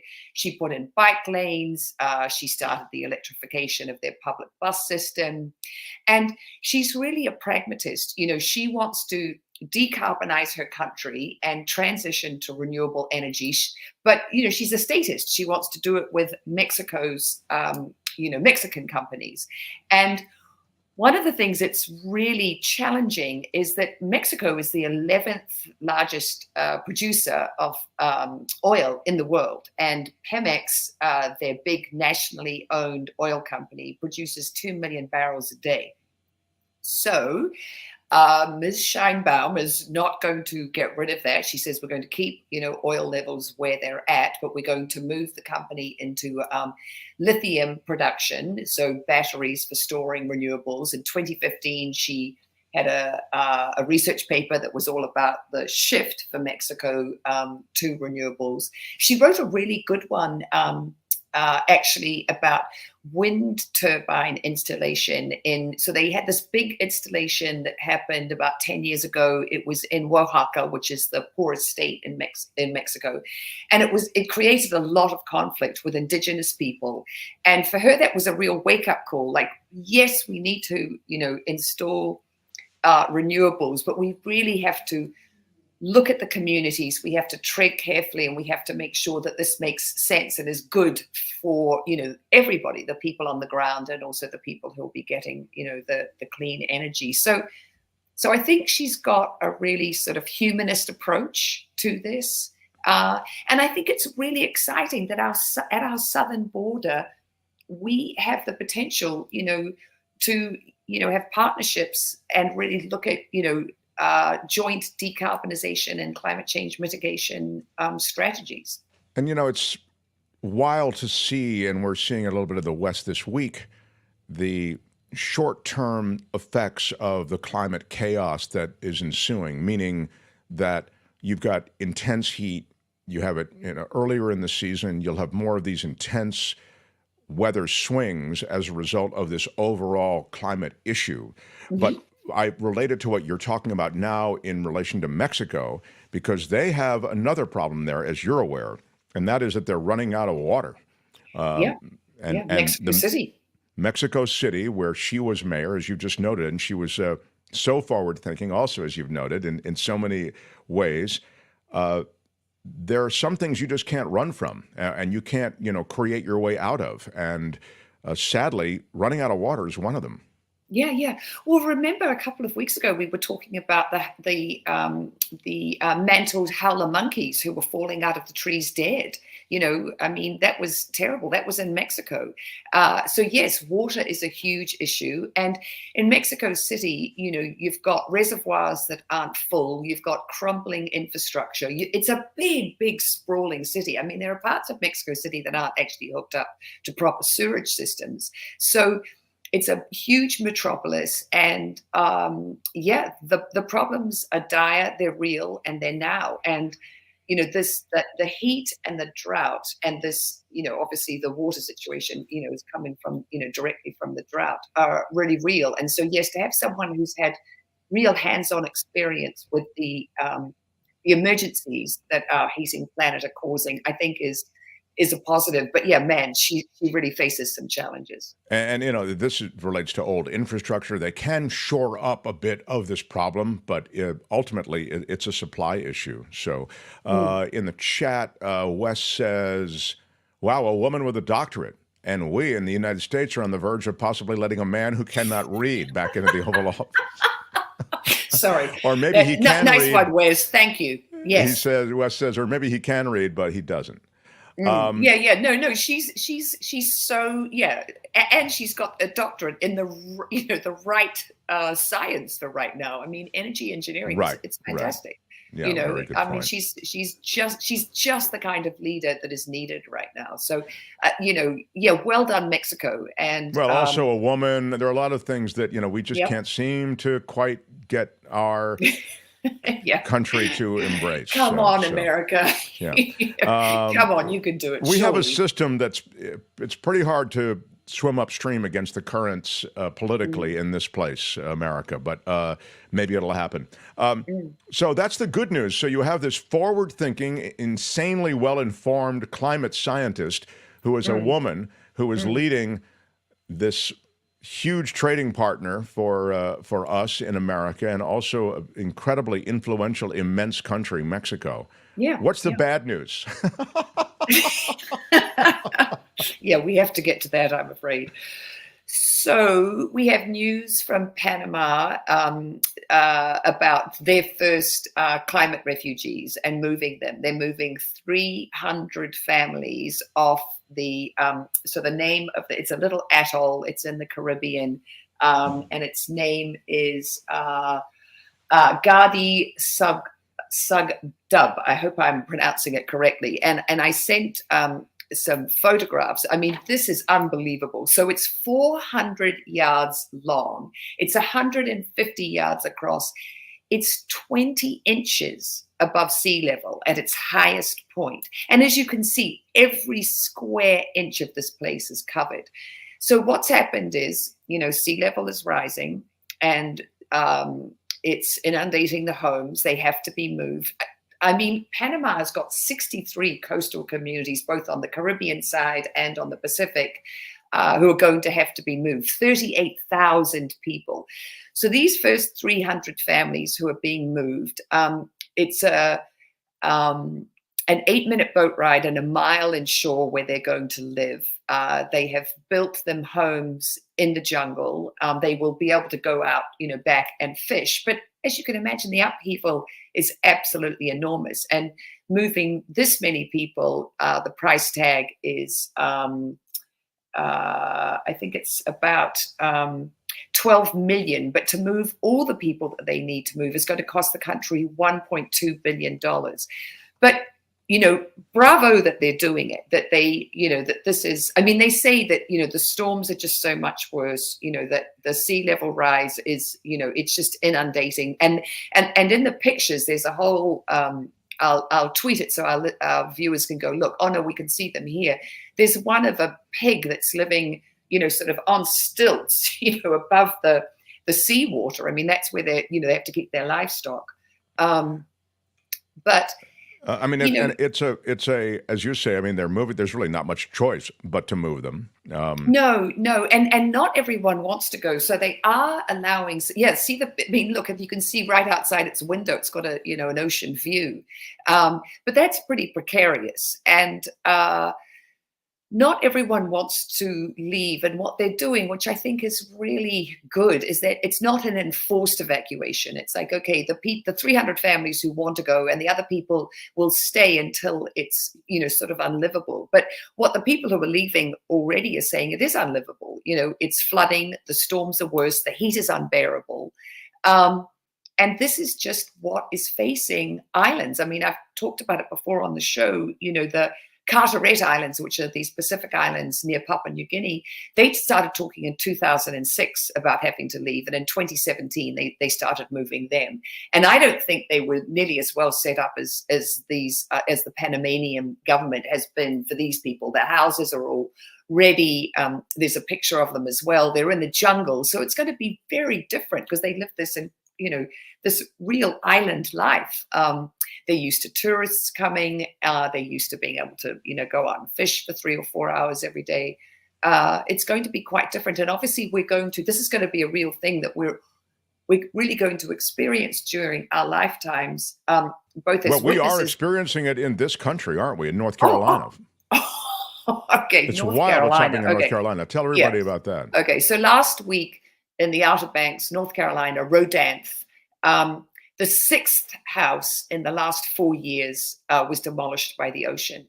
And this is, it's really a big deal because the amount of debris that you get from one house is enormous. And so they have to be standing by and ready for when that house, when the salt water finally encroaches and it's over. I mean, the house was uninhabitable because the septic tank doesn't work anymore.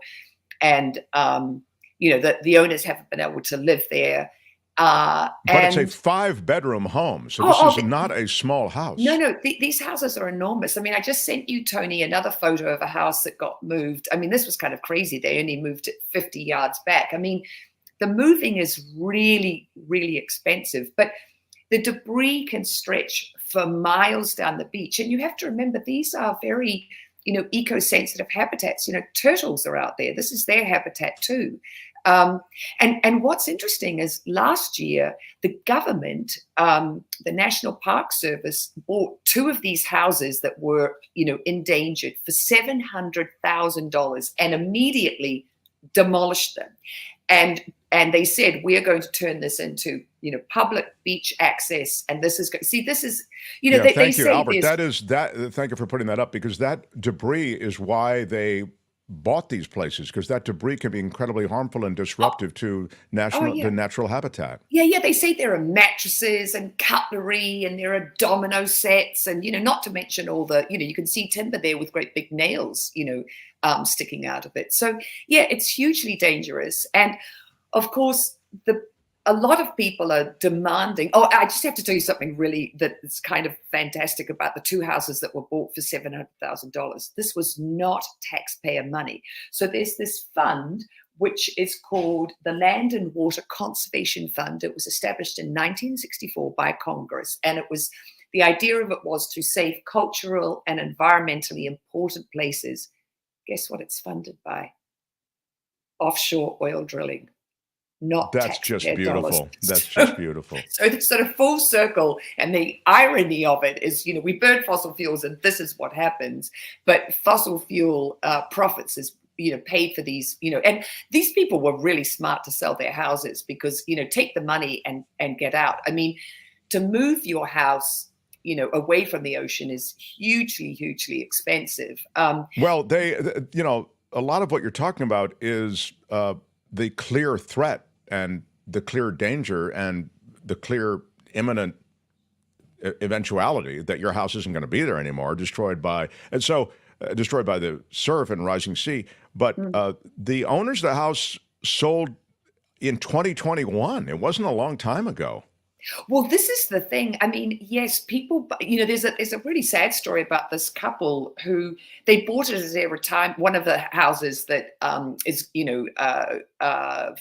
I think, the one last week, that was their retirement dream. And they looked at all the other, quite a few houses, and they decided on this one because they love this area. I mean, the crazy thing is this is only 4 inches of sea level rise, and this is the kind of damage that's being done. We love the ocean and we build too close to it.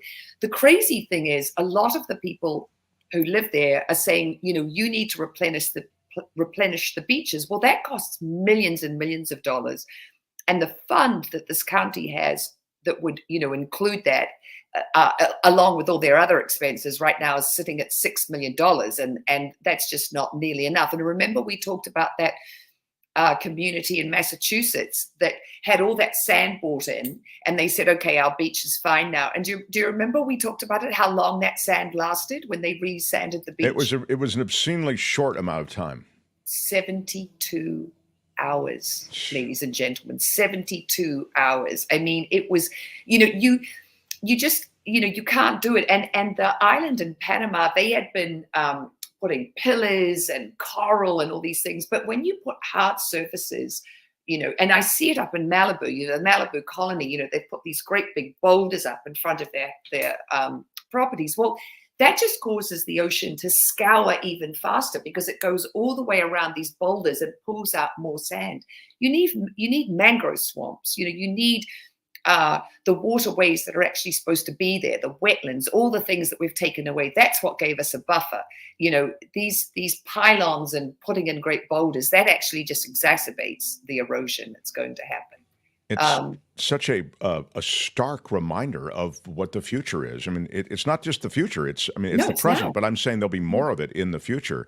And so this program that you talk about with the Park Service buying these homes and then destroying them right away, because that's a better fate for them to be dismantled than for them to be destroyed and for the debris to be everywhere, essentially. But that's the business we're going to be in increasingly. Well, yes, and it's where do we find the money? Because they did the 2 houses. There's no, there isn't talk about them, buying all the houses along the beachfront. And they did specifically, they targeted these 2 homes where, the septic tanks, one of the septic tanks was still working. That house got more money when it sold. The one that had the, non-functional septic tank and was uninhabitable got less money.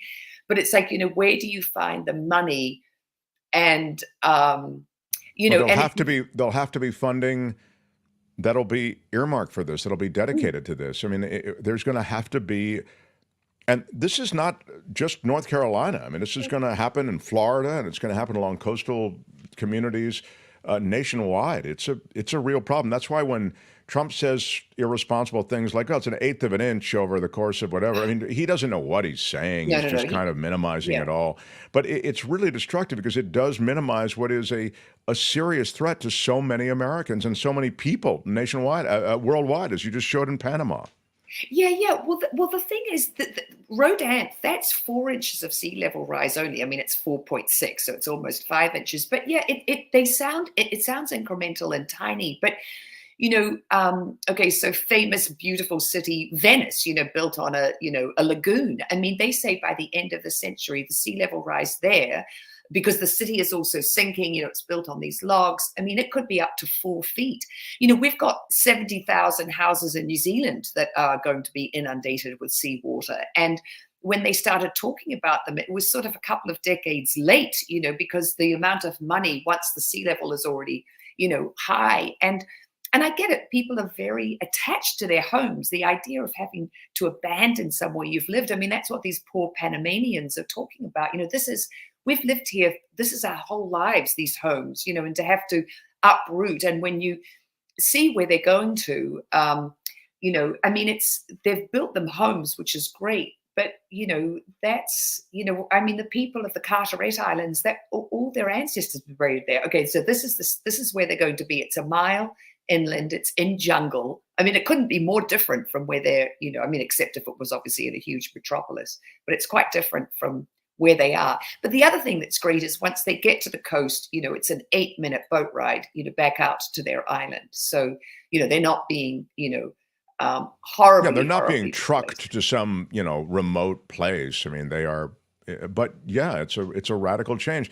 Hey, being completely consumed by the water around you is a radical change. So you got to take it. But it's a real great example of what is in the future for so many communities worldwide. And what we're doing in this country, last thing, and then we'll wrap up. But I mean, we're handling the problem. We're trying to kind of handle the bleeding by doing what you point to in North Carolina, destroying the homes, making sure that the debris doesn't go out to sea, doesn't affect the beach and the natural habitat. But we're not handling the overall problem, the real problem of the climate crisis. We're just trying to build seawalls. That's what we're doing in San Francisco, and that's what we're doing in coastal communities, again, nationwide. Florida's a classic example. They're trying to build these huge seawalls because the next hurricane, whether it comes in from the Gulf or the Atlantic, is likely stronger, more intense, and ferocious. And that aside, that rising of the sea level, that helps with the inundation. I mean, it helps promote essentially an inundation with the next hurricane or tropical weather system. That's that storm surge that you hear about. That's a wall of water, and it just destroys everything. Yeah. So we build the seawalls, but you can see how we dig our heels in when it comes to actually acknowledging the climate crisis and the climate chaos. Well, next week we're going to have Mark Jacobson, who is an environmental engineer out of Stanford, on the show, and he's going to really sort of lay it out how we are making the shift to renewables and what's actually happening. Oh, that's great. I'm looking forward to that then. Yeah, because when you, I mean, his stuff is totally science-based, and it's really fantastic because he shows you, I mean, he's got, I've talked about it before on the show, blueprints for 146 countries, every state in America, cities, like, this is what we do, this is how much money we save, and the fact that it's already underway. He'll show us what's happening in California and in other places. So, help is on the way. We just really have to stop burning fossil fuels as soon as possible. You can find Belinda Waymouth across social media. Belinda Waymouth, Waymouth. She's on the Instagram. She's on the YouTube. She's on Twitter or X. I guess Twitter's going to put the X in X, from what I was seeing, by the way. That's a conversation for another day. But you can see her here on Wednesdays. How about it for Belinda Waymouth? Thanks, Belinda. Thank you. Great to be with you guys. Good to see you. It's The Planet Stupid for today. More. It's The Planet Stupid. No. It's The Planet Stupid. Next time, only on The Mark Thompson Show. The Mark Thompson Show. Albert, what needs to happen? We need to wrap up, I guess. Albert, thank you. Yeah. Wes with the $5 super sticker. Wes, what up, Wes? Shout out. Big shout out. Super sticker for Wes. I also have an acknowledgement.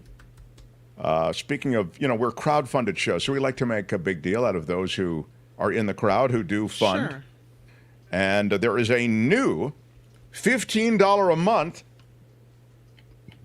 member of our support community at Patreon. And that is, we love our Patreon. George in Dunsmuir. Come on, George in Dunsmuir. Big shout out. Big shout out to George.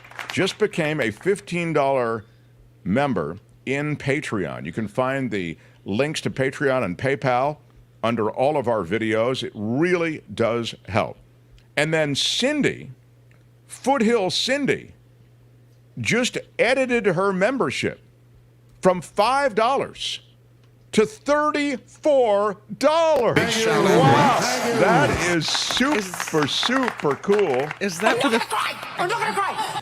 Is that for the 34 felony counts? Is that like a symbolic number? Probably is for the 34 felony counts. Well done, Cindy. Like it. Yeah. There's never been anything like this. Yeah, she may revise it back down. Yeah. But I appreciate that she revised it up. Thank you so much. That's really cool. Thank you so much. Thank you so much. Look at that, Albert, with the thank you so much. Always at the ready. I will continue to look for Patreon and PayPal supporters who need acknowledgement. But the thing we do is we cull Patreon and PayPal for supporters, and we post all the names of everyone who supports this show via Patreon and PayPal. We post those names on our credit roll at the end. That's not fake. That's real. Every show is made possible by you guys, so thank you for that. And by the way, last thing, this really is the last thing, but some of you jump on YouTube, and after you're watching one of our videos or you're seeing some conversation that we're having, you leave us some super thanks. They have a little heart there with $, and that is super appreciated. I always respond to those as soon as I see them, and I really do appreciate all the ways that you leave us even just a few dollars for our videos. It's a crazy thing that we're in this world where we have to worry about funding and making payroll. So I really appreciate the fact that so many of you are sensitive to that and hang out with us and do support us financially if you can. I mean, that's just a great thing. And of course, smashing the like button with your iron rod like a boss. That's always a good thing to do too. So I feel we covered it all today. I mean, all we could in the time we had. Got a little bit of the Hunter Biden, got a little bit of the Joe Biden, got a little bit of the Trump, got a little bit of John Rothmann talking about the prospect for Democrats, the vote on IVF and contraception. We touched on that as well. Kim got a lot into her news. We did touch on the launch today, the successful launch of a Boeing ship, the Starliner. What? Yeah, that's successful. Hang on to those doors for the ride back. Iron sucker! Yeah.